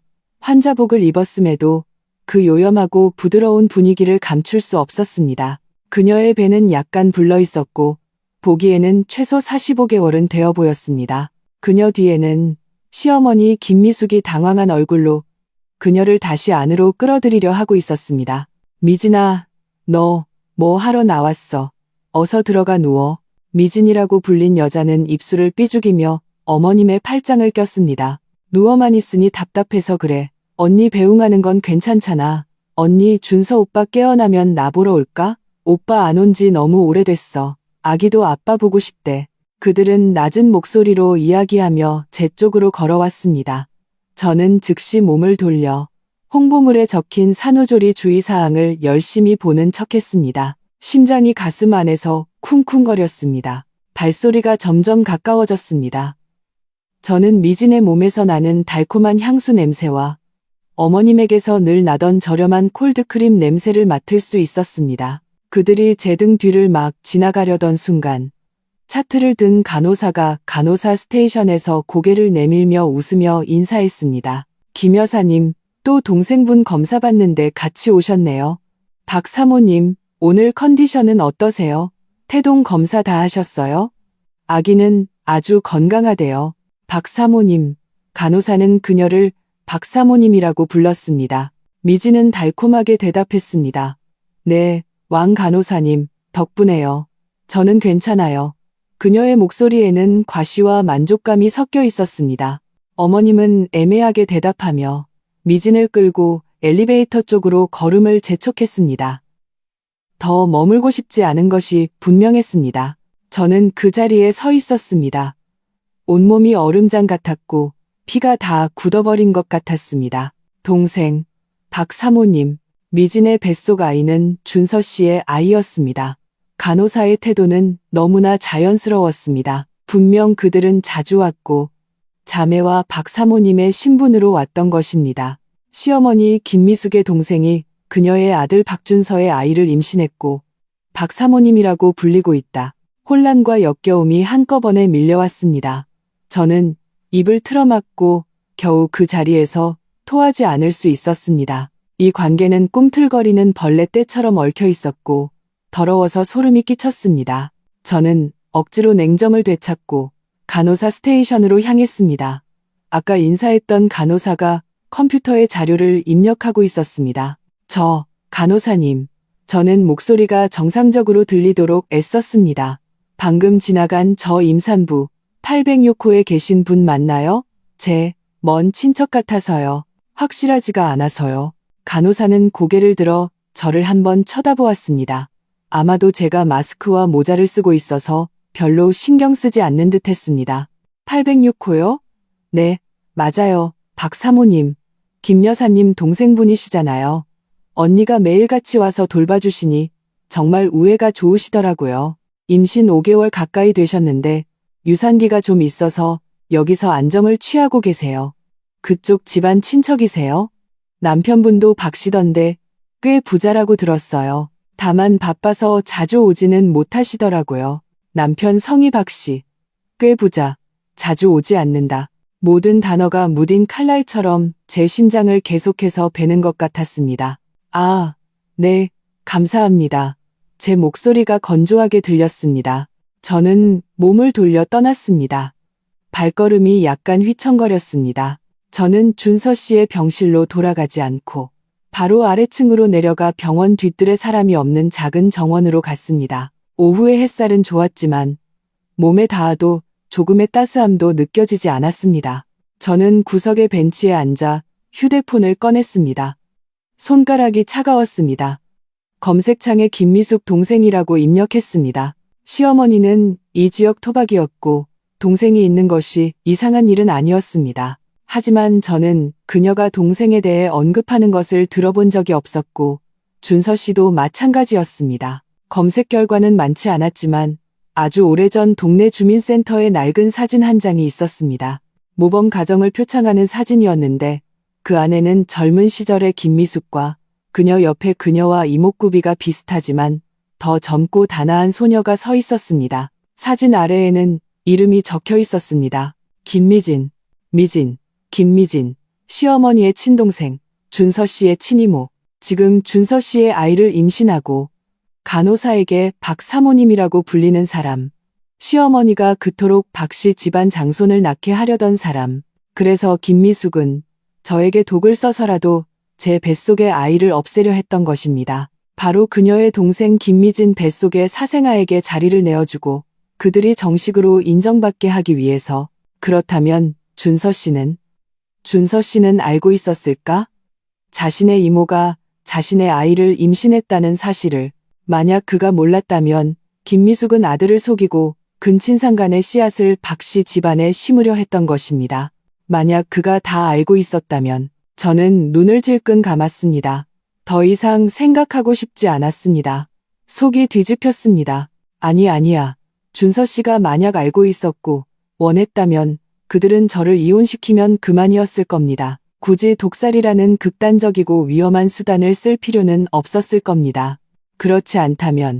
그렇지 않다면 준서 씨도 계속 속고 있었거나 혹은 김미숙의 목적이 단순히 손자를 얻는 것뿐만 아니라 다른 것, 박 씨 집안의 재산까지 노리는 것이라면 저는 눈을 뜨고 멀리 병동 건물이 반사하는 눈부신 햇빛을 보았습니다. 준서 씨가 알든 모르든 김미숙과 김미진 자매는 이미 저와 제 아이에게 독이 든 칼날을 들이밀었습니다. 첫 번째는 실패해서 준서 씨가 거의 목숨을 잃을 뻔했고 두 번째는 제가 알아차렸습니다. 그들은 절대 포기하지 않을 겁니다. 저는 가방 속 지퍼백에 담긴 작은 약병을 만졌습니다. 그리고 병실에 있던 그 두유를 떠올렸습니다. 증거는 손에 넣었습니다. 하지만 아직 부족했습니다. 저는 준서 씨가 이 모든 일에서 대체 어떤 역할을 했는지 알아야 했습니다. 저는 김미진 뱃속의 아이가 정말로 준서 씨의 아이인지 알아야 했습니다. 저는 김미숙이 대체 이 아이를 이용해 무엇을 꾸미고 있는지 알아야 했습니다. 증오만으로는 소용없었습니다. 눈물은 더더욱 소용없었습니다. 저는 눈가에 어느새 맺힌 눈물을 닦아내고 일어섰습니다. 햇빛이 제 그림자를 길게 늘어뜨려 조약돌 길 위에 날카롭게 보였습니다. 김미숙, 김미진. 당신들 음모 꾸미는 거 좋아하시죠? 지금부터는 제가 당신들과 놀아드리죠. 저는 병원 정원 벤치에 얼마나 오래 앉아 있었는지 모릅니다. 해가 서쪽으로 기울어 건물 그림자가 길게 늘어질 때쯤에야 천천히 일어섰습니다. 다리가 조금 저렸지만 마음은 얼어붙은 돌덩이처럼 차갑고 무거웠습니다. 김미진, 준서 씨의 이모, 임신 5개월의 박 사모님. 이 단어들이 제 머릿속에서 계속 맴돌며 속을 뒤집었습니다. 무언가 해야 했습니다. 이렇게 그냥 앉아있을 수만은 없었습니다. 이름만 아는 것으로는 부족했습니다. 더 확실한 것이 필요했습니다. 저는 준서 씨의 병실로 돌아가지 않고 바로 택시를 타고 집으로 향했습니다. 집은 텅 비어 있었고 말로 표현할 수 없는 차가움과 위선이 감돌았습니다. 저는 거실 중앙에 서서 제가 3년 동안 살았던 이 공간을 둘러보았습니다. 갑자기 낯설고 역겹게 느껴졌습니다. 모든 가구, 공기 한 줌까지 마치 김미숙 자매의 음모 냄새가 배어있는 것 같았습니다. 저는 곧장 시어머니 김미숙의 방으로 들어갔습니다. 그녀의 방은 늘 정돈되어 있었고 심지어는 그녀 자신처럼 약간은 경직된 느낌이었습니다. 저는 서랍을 열고 옷장을 뒤졌습니다. 동작은 빨랐지만 흔적을 남기지 않으려 애썼습니다. 저는 김미진과 관련된 어떤 것이든 찾고 있었습니다. 사진, 편지, 진료 기록, 무엇이든. 침대 협탁맨 아래 서랍은 잠겨 있었습니다. 아주 낡은 작은 제스의 자물쇠였습니다. 제가 가진 머리핀이나 클립으로는 열리지 않았습니다. 오히려 그래서 그 안에 무언가 있다는 확신이 들었습니다. 저는 쭈그려 앉아 자세히 살펴보았습니다. 자물쇠는 평범했고 열쇠는 작을 것 같았습니다. 열쇠는 어디에 있을까? 저는 김미숙의 습관을 떠올렸습니다. 그녀는 열쇠를 몸에 지니고 다니는 것을 귀찮아했습니다. 집안의 중요한 서랍 열쇠들은 모두. 저는 일어나 그녀의 옷장 옆에 있는 낡은 5단 서랍장으로 다가갔습니다. 서랍장 꼭대기로 손을 뻗었습니다. 그곳에는 보통 잘 쓰지 않는 잡동사니들이 먼지 쌓인 채 놓여 있었습니다. 제 손가락이 먼지 속을 더듬었고 곧 차갑고 작은 금속 조각에 닿았습니다. 바로 그거였습니다. 작은 젯세 열쇠. 저는 열쇠를 쥔 채 손을 약간 떨었습니다. 깊은 숨을 들이마시고 열쇠를 자물쇠 구멍에 꽂아 부드럽게 돌렸습니다. 찰칵 소리와 함께 자물쇠가 열렸습니다. 서랍을 열자 안에는 물건이 많지 않았습니다. 색이 바랜 벨벳 보석함, 통장 몇 권, 그리고 잡다한 영수증들이었습니다. 저는 통장을 펼쳐보았습니다. 모두 김미숙의 이름으로 되어 있었고 금액은 크지 않았습니다. 하지만 영수증 더미 속에서 다른 것을 발견했습니다. 몇 장의 은행 계좌, 이체 확인증이었습니다. 송금인 김미숙, 수취인 김미진. 금액은 한 번씩 커졌고 가장 최근 것은 2달 전에 800만 원짜리였습니다. 비고란에는 영양비라고 적혀 있었습니다. 영양비. 태아를 위한 영양비인가? 저는 냉소하며 확인증을 꼼꼼히 사진 찍었습니다. 서랍 맨 밑에는 누런 서류 봉투가 깔려 있었습니다. 저는 그것을 꺼내 열었습니다. 안에는 몇 장의 산부인과 검진 결과지가 있었습니다. 이름 김미진, 임신 주수 20주. 검사병원은 이 도시에서 꽤 유명한 사립산부인과 병원이었습니다. 결과지에는 태아가 모두 정상이라고 적혀 있었습니다. 제 시선은 마지막 페이지에 빼졌습니다. 보호자 서명란. 흘려쓴 글씨였지만 저는 한눈에 그것이 준서 씨의 서명임을 알아보았습니다. 저는 그의 필체를 너무나 잘 알고 있었습니다. 그 옆에는 인쇄된 작은 글씨가 있었습니다. 관계, 부부, 부부라는 2글자가 빨갛게 달아오른 바늘처럼 제 눈을 헨헨히 찔렀습니다. 결과지를 든 제 손이 떨려 종이가 사락사락 소리를 냈습니다. 준서 씨가 서명했다. 그는 알고 있었다. 그는 알았을 뿐만 아니라 남편의 신분으로 김미진의 산부인과 검진에 동행했던 것입니다. 어쩐지 간호사가 그녀를 박사모님이라고 불렀던 것입니다. 어쩐지 김미숙이 박씨 집안 장소는 내 뱃속에 있는 아이여야 한다고 했던 것입니다. 원래 그들의 계획 속에서 어쩌면 준서 씨의 묵인하에 김미진과 그녀 뱃속의 아이가 진짜였던 것입니다. 그렇다면 나는 무엇이고 내 뱃속의 아이는 무엇인가? 걸림돌, 반드시 제거해야 할 장애물, 분노와 얼음처럼 차가운 증오가 제 가슴 속에서 날뛰며 오장육부를 태우는 듯 아팠습니다. 하지만 저는 이를 악물고 울지 않으려 애썼습니다. 우는 것은 소용없었다. 준서 씨의 서명, 김미진의 검진 결과지, 계좌 이체 기록, 이것들은 모두 증거였습니다. 그 악독한 자매를 그리고 준서 씨를 찌를 칼이었습니다. 하지만 저는 아직 부족하다고 느꼈습니다. 이것은 단지 준서 씨와 김미진의 관계를 그리고 김미숙이 금전적으로 동생을 지원했다는 것을 증명할 뿐이었습니다.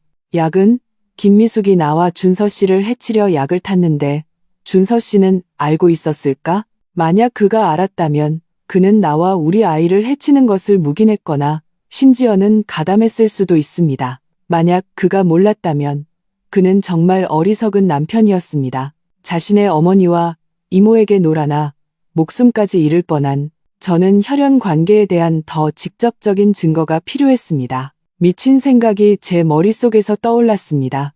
저는 조심스럽게 모든 것을 원래대로 되돌려놓고 서랍을 잠그고 열쇠를 원래 자리에 두었습니다.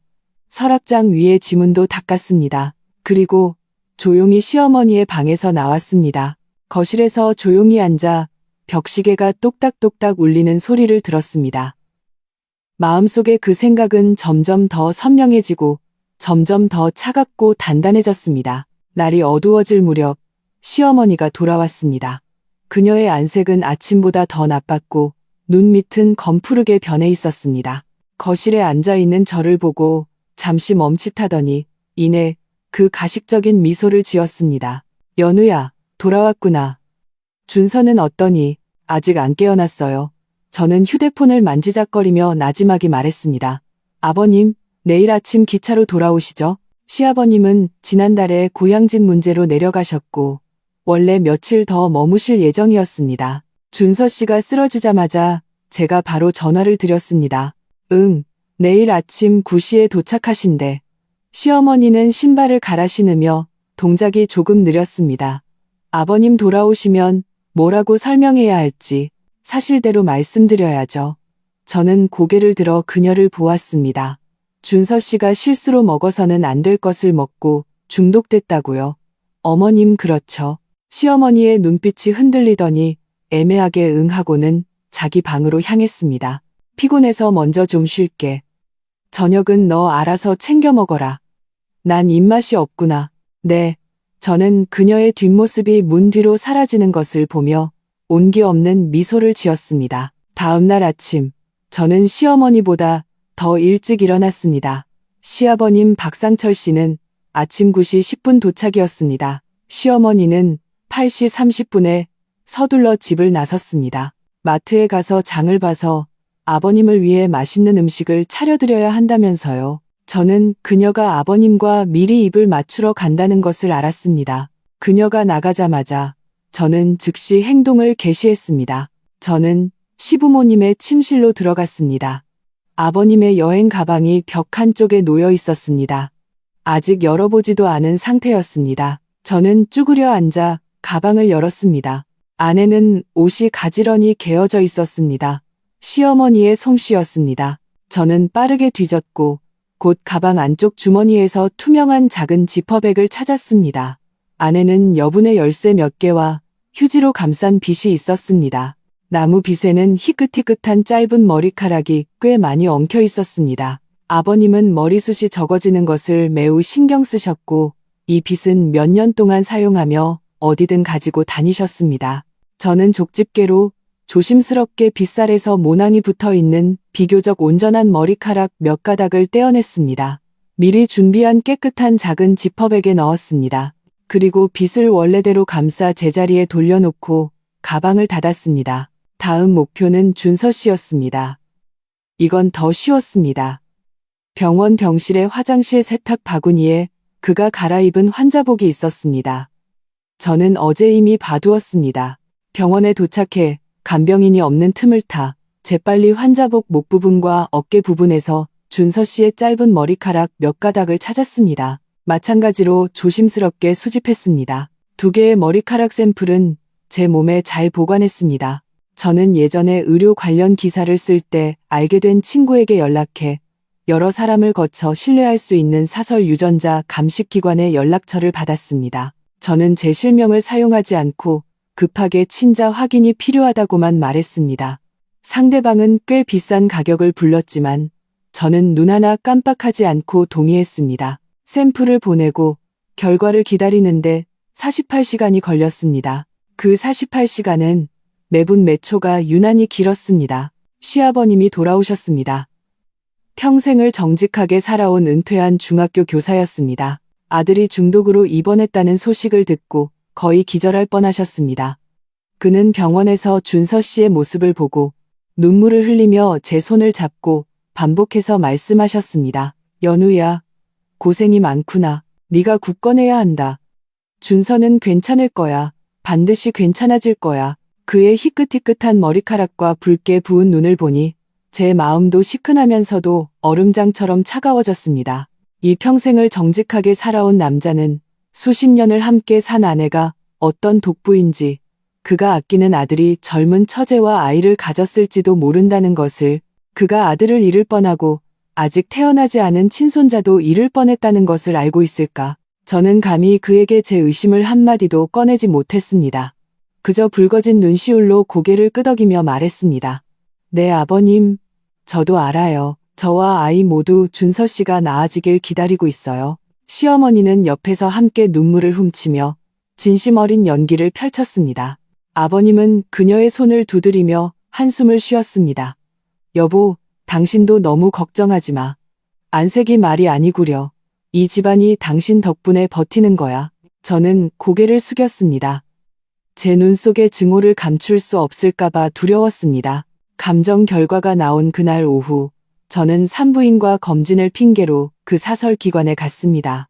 그 얇은 서류 봉투를 받았을 때 제 손바닥은 땀으로 흥건했습니다. 저는 그 자리에서 뜯어보지 않고 그것을 꽉 쥔 채 사람이 없는 공원으로 가 가장 외진 벤치에 앉았습니다. 초여름 바람이 꽃향기를 실어 불어왔지만 저는 오직 춥게만 느껴졌습니다. 저는 몇 번이고 심호흡을 한 후에야 서류 봉투를 뜯고 그 결정적인 종이를 꺼냈습니다.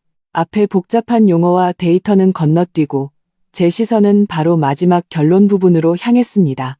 굵은 글씨로 쓰인 글자들이 빨갛게 달아오른 낙인처럼 제 눈에 박혔습니다. 제출된 자료와 DNA 분석 결과에 의거 박상철은 박준서의 생물학적 부친이 아님을 확인합니다. 박준서는 시아버님의 친아들이 아니었습니다. 저는 그 글자를 아주 오랫동안 쳐다보았습니다. 눈이 흐려져 종이 위에 글씨가 뭉개질 때까지, 그리고 천천히 보고서를 접어 서류 봉투에 다시 넣어 가슴에 꼭 껴안았습니다. 그런 거였군요. 이것이 바로 김미숙이 온갖 계략을 꾸며 저와 준서 씨에게 독을 쓰려 한 모든 이유였던 것입니다. 준서 씨는 박 씨 집안의 핏줄이 아니었습니다. 그래서 제 뱃속의 아이도 박 씨 집안의 진정한 혈통이 아니었던 것입니다. 그리고 김미진 뱃속의 그 아이만이 그녀 김미숙의 진정한 김씨 집안의 피를 이은 친손자였던 것입니다. 그래서 그녀는 반드시 그 아이를 박 씨 집안의 정식 후계자로 만들어야 했던 것입니다. 그래서 저라는 외부인의 뱃속에 있는 아이는 반드시 제거해야 할 장애물이 되었던 것입니다. 그녀가 거의 30년 동안 길렀지만 친아들이 아니었던 준서 씨는 필요할 때 희생양이 될 수도 있었던 것입니다. 그녀의 친동생과 그녀의 친의 손자이자 친손자의 앞길을 막지 않는 한 기가 막힌 바꿔치기, 치밀하게 계획된 음모였습니다. 저는 고개를 들어 멀리 잔디밭에서 웃으며 노는 아이들과 유모차를 밀고 가는 젊은 부부들을 보았습니다.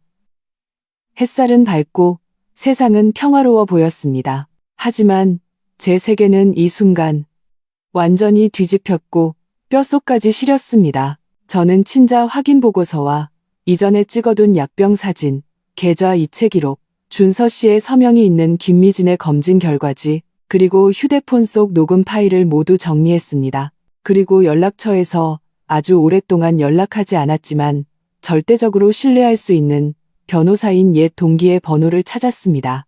김미숙, 김미진, 그리고 박준서.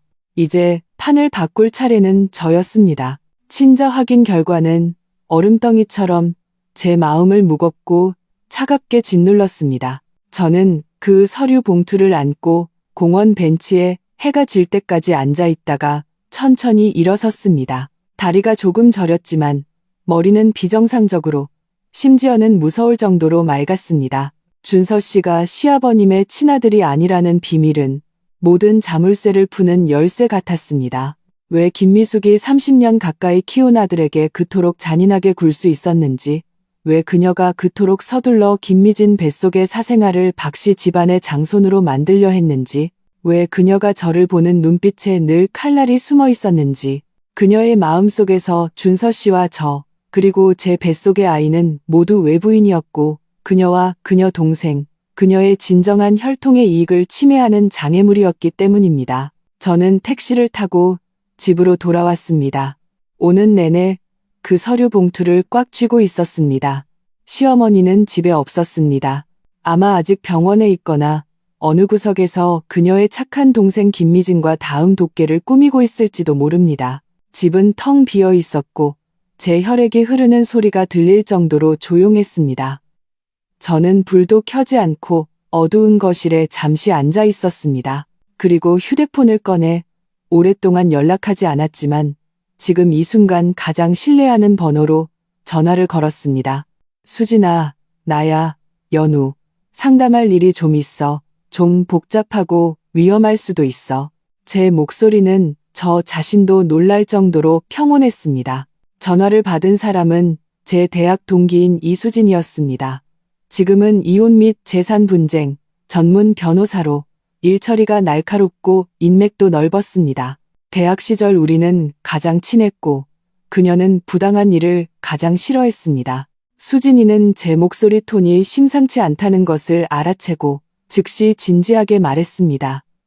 연우야, 무슨 일이야? 천천히 말해. 급하게 생각하지 말고. 저는 처음부터 끝까지 주스 중독 사건, 두유의 약을 탄 일, 엿들은 대화, 김미진의 존재, 검진 결과지와 계좌 이체 기록, 그리고 방금 받은 준서 씨가 친자가 아니라는 감정 보고서까지 가장 간결하고 명확한 언어로 설명했습니다. 전화기 저편에서는 오랫동안 침묵이 흘렀습니다. 억눌린 숨소리만 들렸습니다. 젠장. 수진이가 욕설을 내뱉었습니다. 목소리에는 충격과 분노가 가득했습니다. 이건 드라마에서도 이렇게는 안 쓰겠다. 내 시어머니랑 그 동생 미친 거 아니야? 이건 살인이야. 살인미수 2번. 저는 감정 없는 목소리로 정정했습니다. 수진아, 도와줘. 그들이 대가를 치르게 하고 싶어. 한 명도 빠져나가지 못하게. 당연하지. 이 일은 내가 무조건 돕는다. 수진이가 단호하게 말했습니다. 네가 지금 가진 증거들, 녹음 파일, 계좌 이체 기록, 검진 결과지, 그리고 그 약병과 두유, 모두 중요해. 하지만 완벽한 증거 체인을 만들어야 해. 특히 독살 증거는 그 안의 성분이 준서 씨 몸에서 나온 독과 일치하고 그 출처가 김미숙이라는 것을 증명하는 확실한 감정 보고서가 필요해. 내 시어머니는 아주 신중해. 약병 라벨은 떼었고 두유는 네가 다 마시지 않았으니 안개가 낀 것처럼 모른다고 잡아떼기 쉬워. 알아. 제가 말했습니다. 그래서 네가 필요해. 절대적으로 신뢰할 수 있는 감정기관을 찾아 약병 잔류물과 그 두유에 대한 독극물 검사를 해줘. 빠르고 비밀리에. 문제 없어. 내가 아는 곳이 있어. 급행으로 처리하면 가장 빠른 건 24시간 안에 결과가 나올 거야. 수진이가 잠시 말을 멈추고 심각한 어조로 말했습니다. 연우야, 더 까다로운 문제가 있어. 박준서, 넌 그를 어떻게 할 생각이야? 제 심장이 바늘에 찔린 듯 아팠습니다. 박준서, 3년 동안 함께 살았고 뱃속에 그의 아이를 가진 남자. 그는 대체 얼마나 알고 있었을까? 이 모든 일에서 그는 어떤 역할을 했을까? 불쌍한 장기알이었을까? 아니면 끔찍한 공범이었을까? 저는 몰랐습니다. 제 목소리가 약간 쉬어 있었습니다. 검진 결과지에 그의 서명이 있었어. 간호사는 김미진을 박 사모님이라고 불렀고 그는 최소한 김미진과 그녀 뱃속 아이의 존재를 알고 묵인했어. 하지만 독살에 대해서는 그가 가담했는지 확신할 수 없어. 그가 거의 죽을 뻔한 건 사실이야. 하지만 너도 말했듯이 그 주스는 원래 널 위한 거였어. 수진이가 냉정하게 분석했습니다. 만약 그들의 목표가 너와 내 뱃속의 아이였다면 준서 씨가 잘못 마신 건 김미숙 자매에게는 사고이자 큰일이었겠지. 그들은 준서 씨를 죽이려 하지 않았어. 적어도 이번에는. 그러니 준서 씨는 독살에 대해서는 몰랐을 가능성이 커. 그는 단지 김미진과 그 아이의 존재를 묵인했거나 심지어는 그게 정말 자기 아이라고 속고 있었을 수도 있어. 그 추측은 합리적이었지만 제 마음을 편하게 하지는 못했습니다. 몰랐다고 용서받을 수 있을까? 다른 여자가 그의 아이를 임신하고 박 사모님 행세를 하는 것을 묵인한 것 자체가 저와 우리 결혼에 대한 가장 철저한 배신이었습니다. 그의 태도를 알아야겠어. 저는 깊은 숨을 들이마셨습니다. 그의 마음속에서 나와 우리 아이는 대체 어떤 존재였을까? 수진아, 준서 씨와 김미진 사이에 다른 더 직접적인 금전 거래나 더 친밀한 증거가 있는지 알아봐줘. 그리고 시아버님 박상철 씨, 그분은 정말 이 모든 것을 전혀 모르셨을까? 알았어. 그건 나한테 맡겨. 너는 내 몸 잘 챙겨. 특히 음식 조심하고 절대로 내 시어머니가 주는 건 아무것도 먹지 마. 그 집에는 이제 되도록 잊지 말고 공공장소나 CCTV가 있는 곳에 있어. 휴대폰은 항상 켜두고 무슨 일 있으면 바로 전화해. 수진이가 전례 없이 심각한 어조로 당부했습니다. 걱정 마. 알고 있어. 저는 전화를 끊고 나서야 휴대폰을 쥔 손가락이 힘을 주어 마디가 하얗게 변했다는 것을 깨달았습니다. 그 후 이틀 동안 겉으로는 평온했습니다. 저는 매일 정해진 시간에 병원에 가서 준서 씨를 보았습니다. 그는 아직 깨어나지 않았지만 의사는 수치가 서서히 좋아지고 있다고 했습니다. 시아버님은 매일 병실을 지키며 한숨을 쉬셨고 순식간에 늙어버린 것 같았습니다. 시어머니도 매일 왔지만 늘 불안해 보였고 저를 보는 눈빛은 점점 더 음울해지며 신문과 불안이 섞여 있었습니다. 그녀는 몇 번이고 제게 그날 아침에 두유를 어떻게 처리했는지 떠보았지만 저는 그냥 식어서 콩 비린내가 나서 버렸다고만 말했습니다. 그녀는 반신반의했지만 더 이상 묻지 않았습니다. 김미진 쪽도 조용해진 것 같았지만 저는 이 평온이 폭풍 전야의 가짜 평온이라는 예감이 들었습니다. 김미숙은 2번이나 실패했고 특히 제가 무언가 눈치챘을 가능성이 있는 상황에서 절대 포기하지 않을 것이었습니다. 그녀는 더 조급해지고 더 수단과 방법을 가리지 않을 것이었습니다. 수진이 쪽의 일은 빠르게 진행되었습니다. 약병 잔류물과 두유의 검사 결과가 나왔습니다.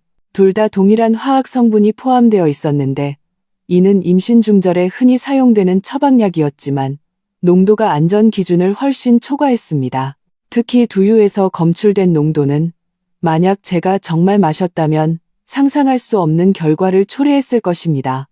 검사 보고서는 명백한 증거였습니다. 또한 그녀는 더 많은 것을 알아냈습니다. 준서 씨 명의에 잘 사용하지 않는 은행 카드에서 지난 1년 동안 매달 일정 금액이 김미진의 계좌로 이체되었습니다. 금액은 처음에 100, 200만 원에서 최근 몇 달은 500만 원으로 늘어났습니다. 이체 메모는 생활비, 영양비, 심지어는 명절 선물 등 다양했습니다.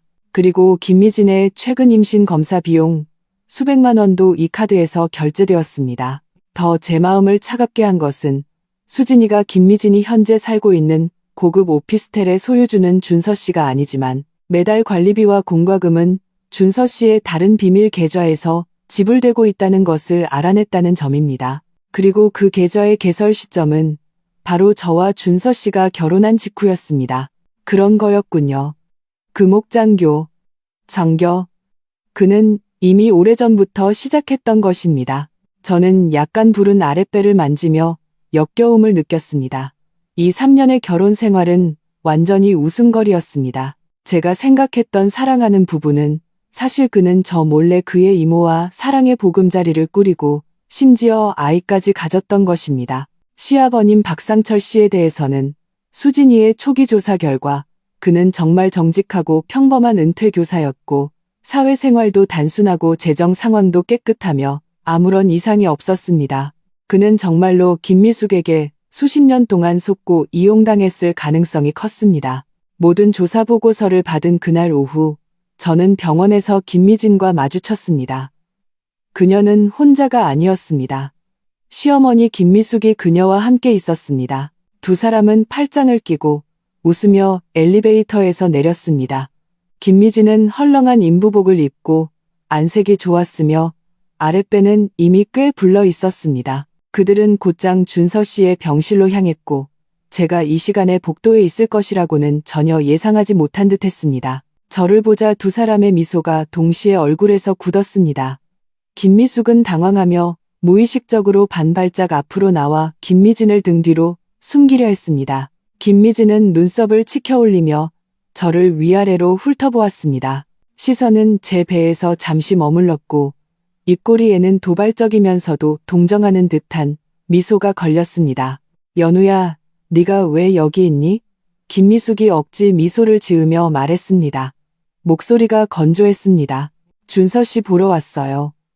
저는 평온하게 말하며 시선을 김미진에게 고정했습니다. 이분은요? 김미진이에요.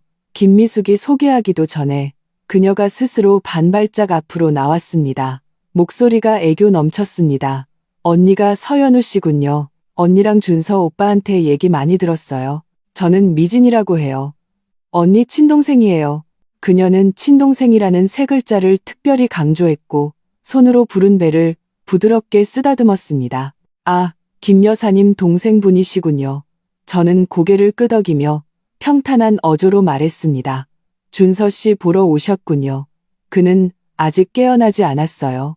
의사 선생님이 안정을 취해야 한다고 하셔서 너무 많은 사람이 들어가는 건 좋지 않아요. 우리는 문 앞에서만 보고 방해하지 않을 거예요. 김미진이 말하며 병실로 들어가려 했습니다. 죄송합니다. 저는 한 발짝 움직여 병실 문을 막았습니다. 얼굴에는 아무런 표정이 없었습니다.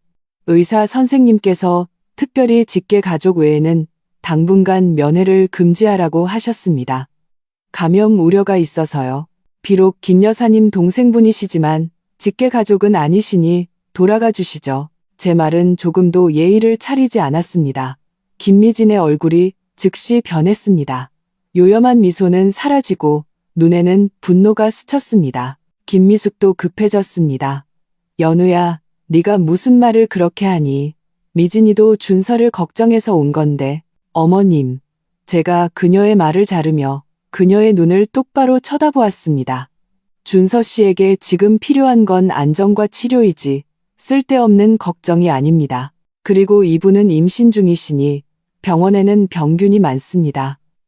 뱃속의 아이를 위해서라도 이런 곳은 되도록 오지 않는 것이 좋겠습니다. 그렇죠. 저는 뱃속의 아이라는 몇 글자를 유난히 선명하게 발음했습니다. 김미진의 얼굴은 붉어졌다가 하얗게 변했고 입술을 깨물며 억울한 듯 김미숙을 쳐다보았습니다. 언니, 저것 봐. 김미숙은 저를 처음 보는 사람처럼 쳐다보았습니다. 그 눈빛에는 경악과 불안, 그리고 비밀이 탄로난 부끄러움이 섞여 있었습니다. 그녀는 아마도 늘 순종적이었던 제가 이렇게 직접적이고 강하게 나올 것이라고는 상상도 못했을 겁니다. 됐다, 미진아. 연우 말이 맞다. 너는 먼저 돌아가. 준서는 우리가 돌볼 테니. 김미숙은 결국 화를 억누르고 김미진을 밀며 달래는 어조로 말했습니다. 하지만 눈빛에는 경고가 가득했습니다. 김미진은 분한 듯 저를 한번 쏘아보고 흥소리를 내며 몸을 돌려 떠났습니다. 몇 걸음 가다가 다시 병실 문을 향해 안에 있는 사람이 들을 수 있을 정도의 크기로 말했습니다. 준서 오빠, 나 내일 또 올게. 푹 쉬어. 나랑 아기가 기다릴게. 그 목소리는 달콤하고 끈적거렸으며 노골적인 선전포고의 의미를 담고 있었습니다. 저는 그 자리에 움직이지 않고 말도 없이 그저 김미숙을 쳐다보았습니다. 복도의 공기는 마치 굳어버린 것 같았고 차가운 소독약 냄새와 소리 없는 전쟁의 기운이 감돌았습니다. 김미숙은 제 시선에 불편함을 느꼈는지 내 아버님 좀 보고 올게 라는 말을 남기고 서둘러 병실 문을 열고 들어갔습니다. 저는 따라 들어가지 않았습니다. 저는 몸을 돌려 병실 문을 등지고 천천히 복도 끝 창가로 걸어갔습니다. 창밖의 햇살은 눈부셨지만 제 마음은 얼음장처럼 차가웠고 점점 더 타오르는 불길이 느껴졌습니다. 김미진의 등장, 그녀의 도발적인 눈빛과 말, 그리고 김미숙의 감추려 애쓰는 당황스러움은 모두 제 마음속 불길에 기름을 붓는 것 같았습니다. 때가 되었습니다. 저는 휴대폰을 꺼내 수진이에게 짧은 메시지를 보냈습니다. 모든 준비는 끝났어. 몇 초 후 수진이의 답장이 왔습니다. 만사구비, 동풍만 기다릴 뿐. 언제든지 가능해. 저는 휴대폰을 넣고 아래층 정원에서 오가는 사람들을 보았습니다. 시선이 점점 더 단단해졌습니다. 동풍은 곧 불어올 것이었습니다. 그리고 그것은 그들이 절대 예상하지 못할 폭풍이 될 것이었습니다. 김미진의 그 달콤한 나랑 아기가 기다릴게라는 말은 독침처럼 제 고막에 박혀 오랫동안 빠지지 않았습니다. 저는 창가에 서서 그녀가 흰색 세단에 올라타 떠나는 것을 보았습니다. 손톱이 손바닥을 깊이 파고들었습니다.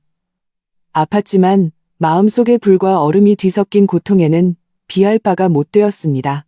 병실에서는 시아버님의 한숨 소리와 시어머니의 낮은 위로 소리가 기계의 규칙적인 삐 소리와 섞여 들려왔습니다. 준서 씨는 아직 깨어나지 않았고 문 밖에 이 소리 없는 전쟁에 대해 아무것도 모른 채 조용히 누워 있었습니다. 저는 갑자기 조금 우습기도 하고 슬프기도 했습니다.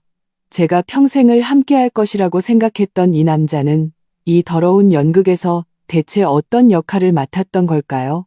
저는 더 이상 들어가지 않고 몸을 돌려 병원을 떠났습니다. 볼 것은 다 보았고 기다림도 거의 끝에 다다랐습니다. 수진이의 일처리는 매우 빨랐습니다. 다음 날 오후 그녀는 정리된 파일 하나를 제 비밀 메일함으로 보냈습니다. 그 안에는 제가 이전에 수집한 모든 증거의 선명한 스캔본, 감정 보고서뿐만 아니라 그녀가 추가로 조사한 내용들도 포함되어 있었습니다. 김미진의 오피스텔 상세 주소 구입 시점은 제가 임신하기 2달 전이었습니다. 그리고 준서 씨의 비밀 계좌에 최근 2년간 거래 내역 모든 거래가 명확하게 김미진을 향하고 있었습니다. 그녀는 또한 저를 위해 명확하고 증거 체인이 완벽한 고소장과 이혼 합의서 초안도 작성해 주었습니다. 연우야, 이것만으로도 네가 고소하고 이혼 소송에서 네가 받아야 할 모든 것을 얻기에 충분해. 심지어 그 악독한 자매를 몇 년간 감옥에 보낼 수도 있어. 수진이의 전화 목소리는 냉정하고 힘찼습니다. 하지만 지금 바로 판을 엎을 거야? 준서 씨는 아직 깨어나지 않았어. 어떤 일들은 아마 그의 말을 들어봐야 할지도 몰라. 그의 말이 이제 중요할까? 제가 건조한 목소리로 반문했습니다. 그 계좌 이체 기록, 그 오피스텔, 검진 결과지의 서명, 그게 다 가짜일까? 그와 김미진의 아이가 가짜일까? 수진이는 잠시 침묵했습니다. 내 말은 네가 그가 독살 사건을 알고 있었는지 알아야 한다는 거야. 그게 그를 공범으로 만들 수도 또 다른 피해자로 만들 수도 있어. 그리고 그게 네가 앞으로 그를 어떻게 대할지 그리고 내 뱃속의 아이를 어떻게 대할지와도 관련이 있어. 그래, 아이. 저는 아랫배를 쓰다듬었습니다. 이 아이, 이 더럽고 추악한 가정에 태어나도 괜찮을까? 어떻게 해야 할지 알겠어. 제가 수진이에게 말했습니다. 고마워. 앞으로도 네가 연극을 좀 도와줘야 할 것 같아. 언제든지. 수진이는 망설임 없이 대답했습니다. 이틀이 더 지난 후 무더운 오후에 병원에서 준서 씨가 깨어났다는 전화가 왔습니다. 제가 병원에 도착했을 때 그는 쇠약하게 침대 머리에 기대어 있었습니다. 안색은 여전히 창백했고 눈빛은 약간 흐릿했습니다. 저를 보자 입술을 움직였지만 소리는 나오지 않았습니다. 시아버님은 감격에 겨워 눈물을 흘리며 그의 손을 잡고 말을 잇지 못했습니다. 시어머니는 옆에서 눈물을 훔쳤지만 눈빛은 계속해서 저를 향하며 긴장과 탐색이 섞여 있었습니다. 의사가 진찰한 후 깨어났지만 간과 신장 손상이 심각해 장기적인 치료와 관찰이 필요하며 감정적으로 큰 충격을 주어서는 안 된다고 했습니다. 의사와 시아버님이 잠시 병실을 비우고 저와 시어머니만 남았을 때 준서 씨는 마침내 힘을 내어 저를 그리고 그의 어머니를 번갈아 보며 갈라진 목소리로 말했습니다. 주스, 엄마, 주스. 그는 한 글자 한 글자를 말하기 힘들어했고 이마에는 식은땀이 맺혔습니다. 시어머니의 안색이 급변하며 즉시 침대 옆으로 달려가 준서 씨의 손을 잡았습니다. 준서야, 너 막 깨어났으니 말하지 마. 괜한 생각하지 말고 그냥 오렌지가 안 좋아서 농약 잔류물 때문에 의사도 사고라고 했잖아. 사고. 준서 씨는 고통과 혼란이 가득한 눈빛으로 되뇌었습니다. 그는 저를 그리고 그의 어머니를 번갈아 보며 숨을 가쁘게 몰아쉬었습니다. 저는 한 발짝 앞으로 다가가 침대 옆에 멈춰서서 준서 씨의 눈을 똑바로 보며 평온하게 입을 열었습니다. 사고가 아니에요, 준서 씨. 그 주스는 어머님이 저를 위해 특별히 짜주신 거예요. 비타민C 많이 보충하라고요. 당신이 마시고 1시간 만에 쓰러졌어요. 의사 선생님은 약물 중독이라고 했어요. 다량의 낙태약이요. 제 목소리는 크지 않았지만 글자 하나하나가 얼음 구슬처럼 바닥에 떨어지듯 선명했습니다. 준서 씨의 동공이 급격히 수축했습니다. 그는 믿을 수 없다는 듯 김미숙을 쳐다보며 떨리는 입술로 말했습니다. 엄마, 왜? 무슨 소리야? 김미숙이 꼬리를 밟힌 고양이처럼 날카롭게 소리쳤습니다. 연우, 내가 어떻게 그런 헛소리를. 준서가 막 깨어났는데 너 걔를 화나게 해서 죽일 셈이야? 그건 분명 사고였어. 오렌지가 문제였다고. 오렌지가 문제였다고요? 저는 웃었습니다. 그 웃음은 분명 매우 차가웠을 겁니다. 김미숙이 움찔하는 것을 보았으니까요. 저는 더 이상 그녀를 보지 않고 가방에서 휴대폰을 꺼내 그 녹음 파일을 켰습니다. 음량을 최대로 올렸습니다. 김미숙의 낮고 울음 섞인 도끼 어린 목소리가 조용한 병실에 울려 퍼졌습니다. 실수했어. 다 망했어. 준서가 마셨어. 지금 병원에서 응급치료받고 있는데 의사가 약물 중독이래. 반드시 없애야 해. 박 씨 집안의 장소는 미진이 뱃속에서 나와야 해. 상철 씨 쪽에는 더 이상 숨길 수 없어. 미진이 아이가 정식으로 인정받아야 한다고. 다시는 실수하면 안 돼. 이번에는 양을. 김미숙이 미친 듯이 달려들어 휴대폰을 빼앗으려 했지만 저는 이미 대비하고 있었기에 옆으로 피했습니다. 그녀는 허공을 향해 달려들다 침대 끝 난간에 부딪히며 쾅 소리를 냈습니다. 준서 씨는 침대에 누워 눈을 크게 뜨고 그의 어머니를 뚫어지게 쳐다보았습니다. 가슴을 격하게 들썩였고 기계는 날카로운 경보음을 울렸습니다. 그는 물 밖에 나온 물고기처럼 입을 벌리고 한참 만에 부서진 음절을 내뱉었습니다. 엄마, 당신 연우를 해치려고 내 아이를. 왜?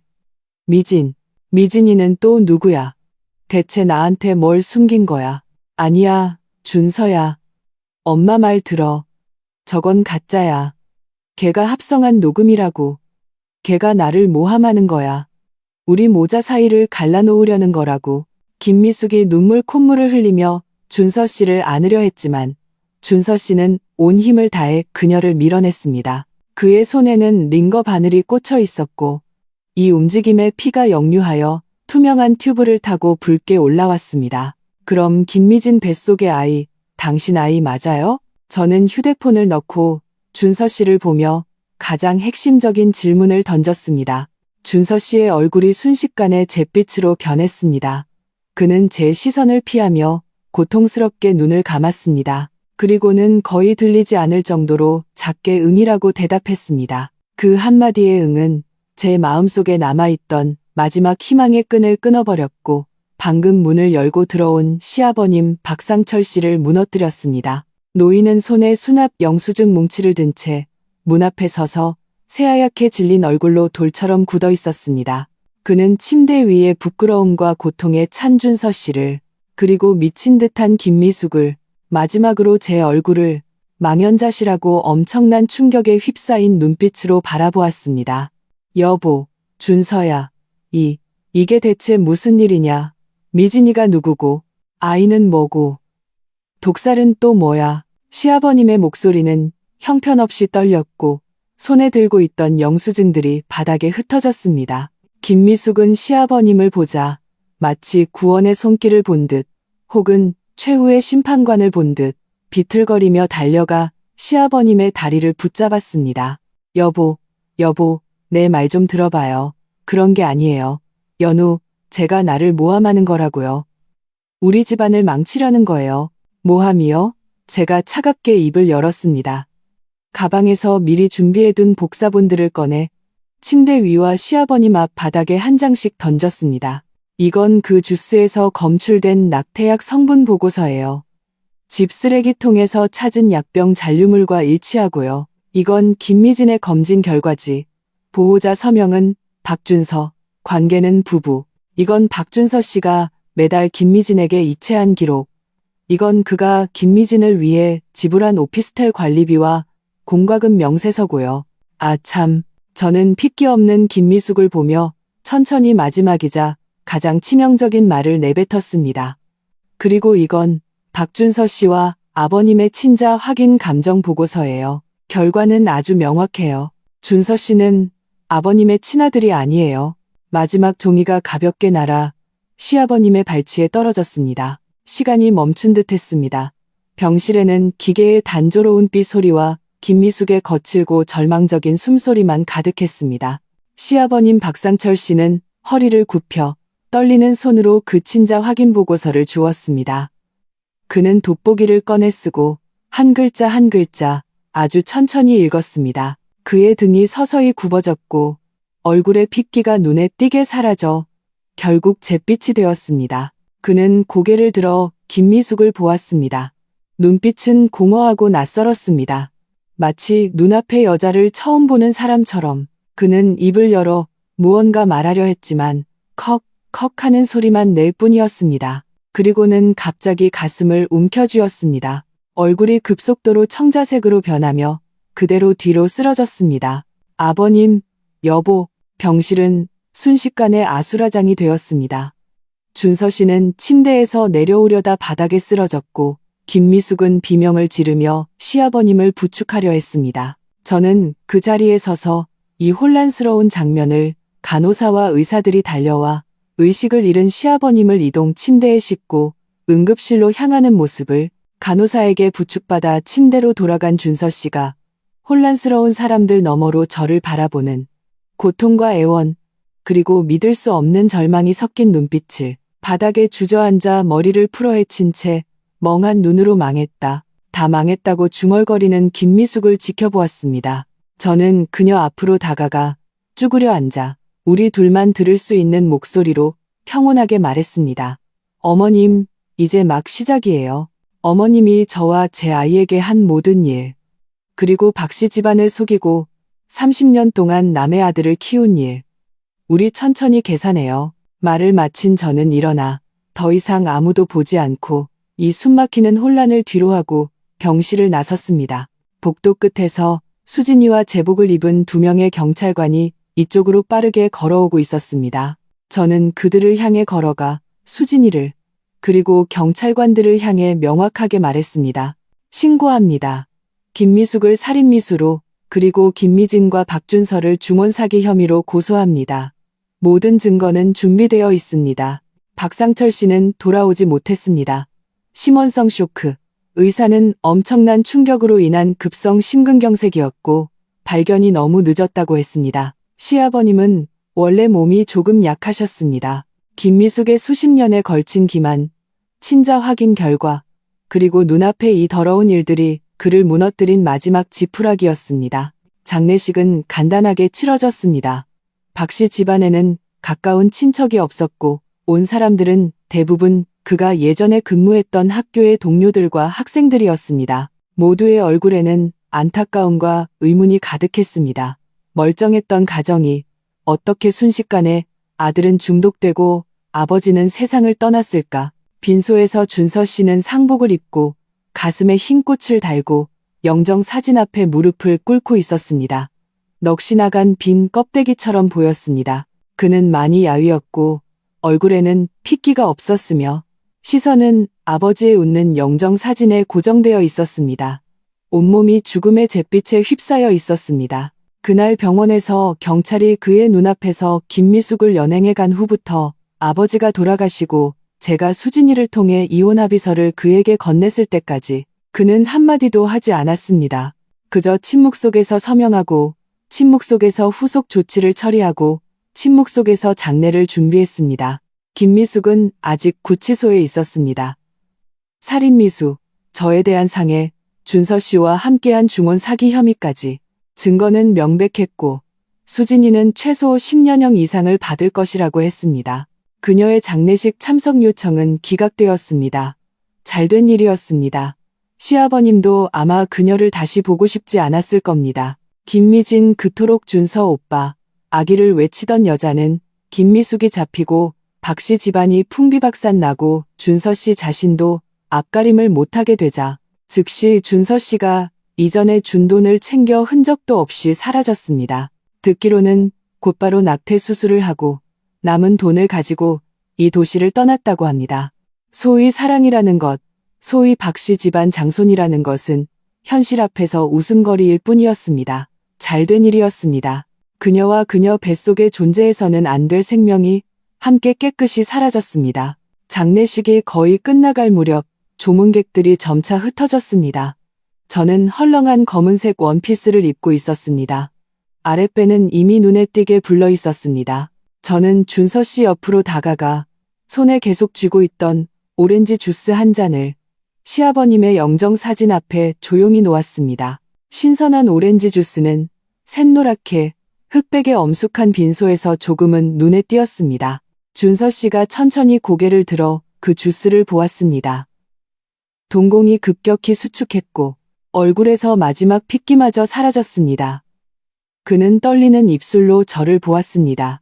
눈에는 엄청난 공포와 애원이 담겨 있었습니다. 저는 그를 보지 않고 시선은 영정 속 시아버님의 온화한 얼굴에 고정했습니다. 그리고 몸을 돌려 빈소 옆문을 보았습니다. 시어머니 김미숙이 와 있었습니다. 그녀가 어떤 방법을 썼는지는 모르겠지만 경찰에 의해 이송되었든 어쨌든 그녀는 그곳에 나타났습니다. 체포되던 날 입었던 옷을 그대로 입고 있었고 구겨지고 머리는 헝클어졌으며 눈은 파랬습니다. 며칠 사이에 20년은 늙어 보였습니다. 그녀의 손에는 번쩍이는 수갑이 채워져 있었고 옆에는 무표정한 여경 2명이 서 있었습니다.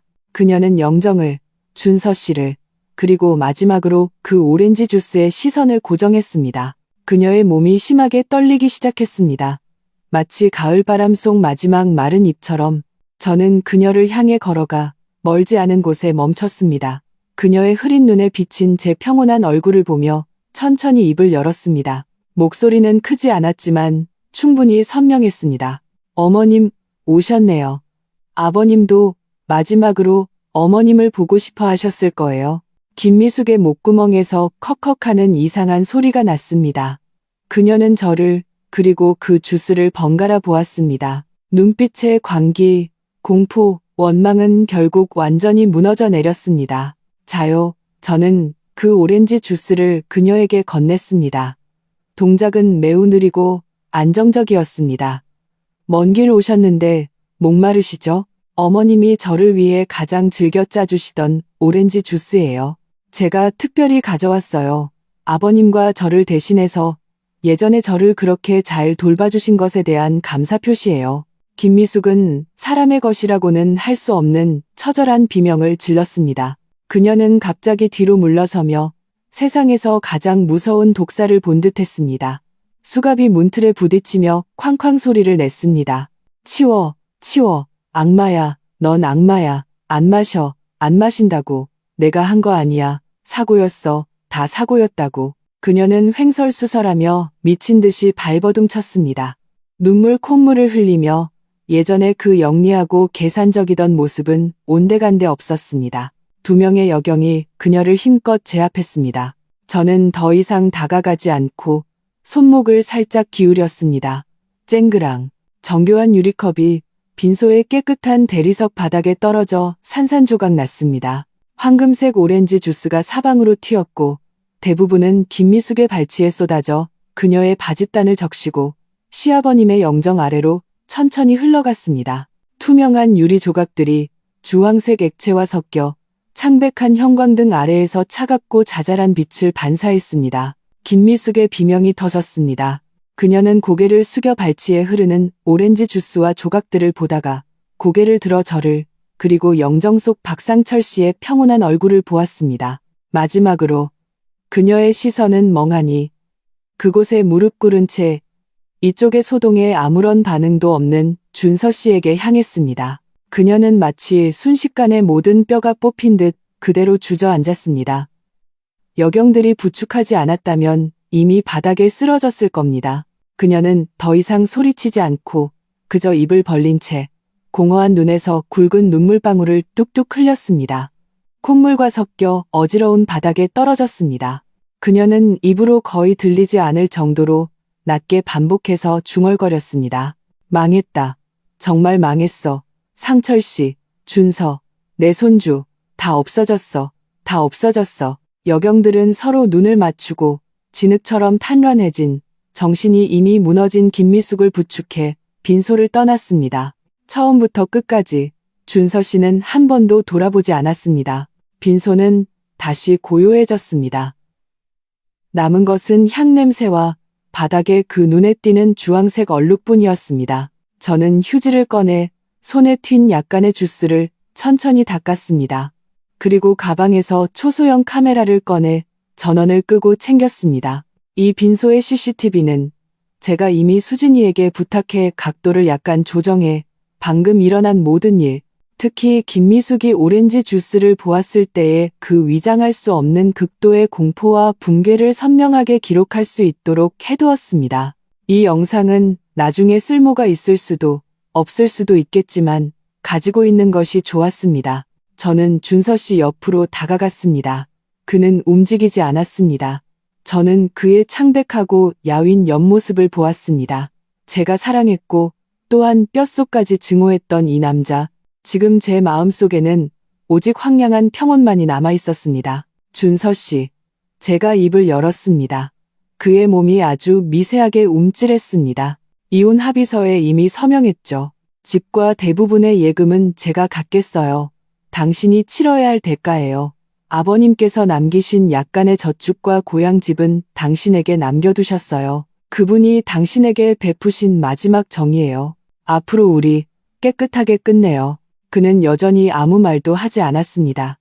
다만 어깨가 심하게 떨리기 시작했고 억눌린 부서진 흐느낌이 희미하게 들려왔습니다. 돌아가신 아버지를 위해서인지 무너진 가정을 위해서인지 아니면 그 자신의 이 황당하고 비참한 인생을 위해서인지 저는 더 이상 머물지 않았습니다. 몸을 돌려 한 걸음 한 걸음 흔들림 없이 빈소를 빠져나왔습니다. 밖에 햇살이 조금 눈부셨습니다. 저는 손을 들어 가렸습니다. 초여름 바람이 풀향기를 실어 불어왔습니다. 등 뒤에 그 숨막히는 향 냄새와 절망의 맛을 흩어버렸습니다. 수진이의 차가 길가에 서 있었습니다. 그는 차에 기댄 채 저를 기다리고 있었습니다. 제가 나오는 것을 보고 담배를 껐습니다. 다 끝났어? 그가 물었습니다. 응. 저는 고개를 끄덕이고 차문을 열고 들어갔습니다. 부드럽게 부른 아랫배를 만졌습니다.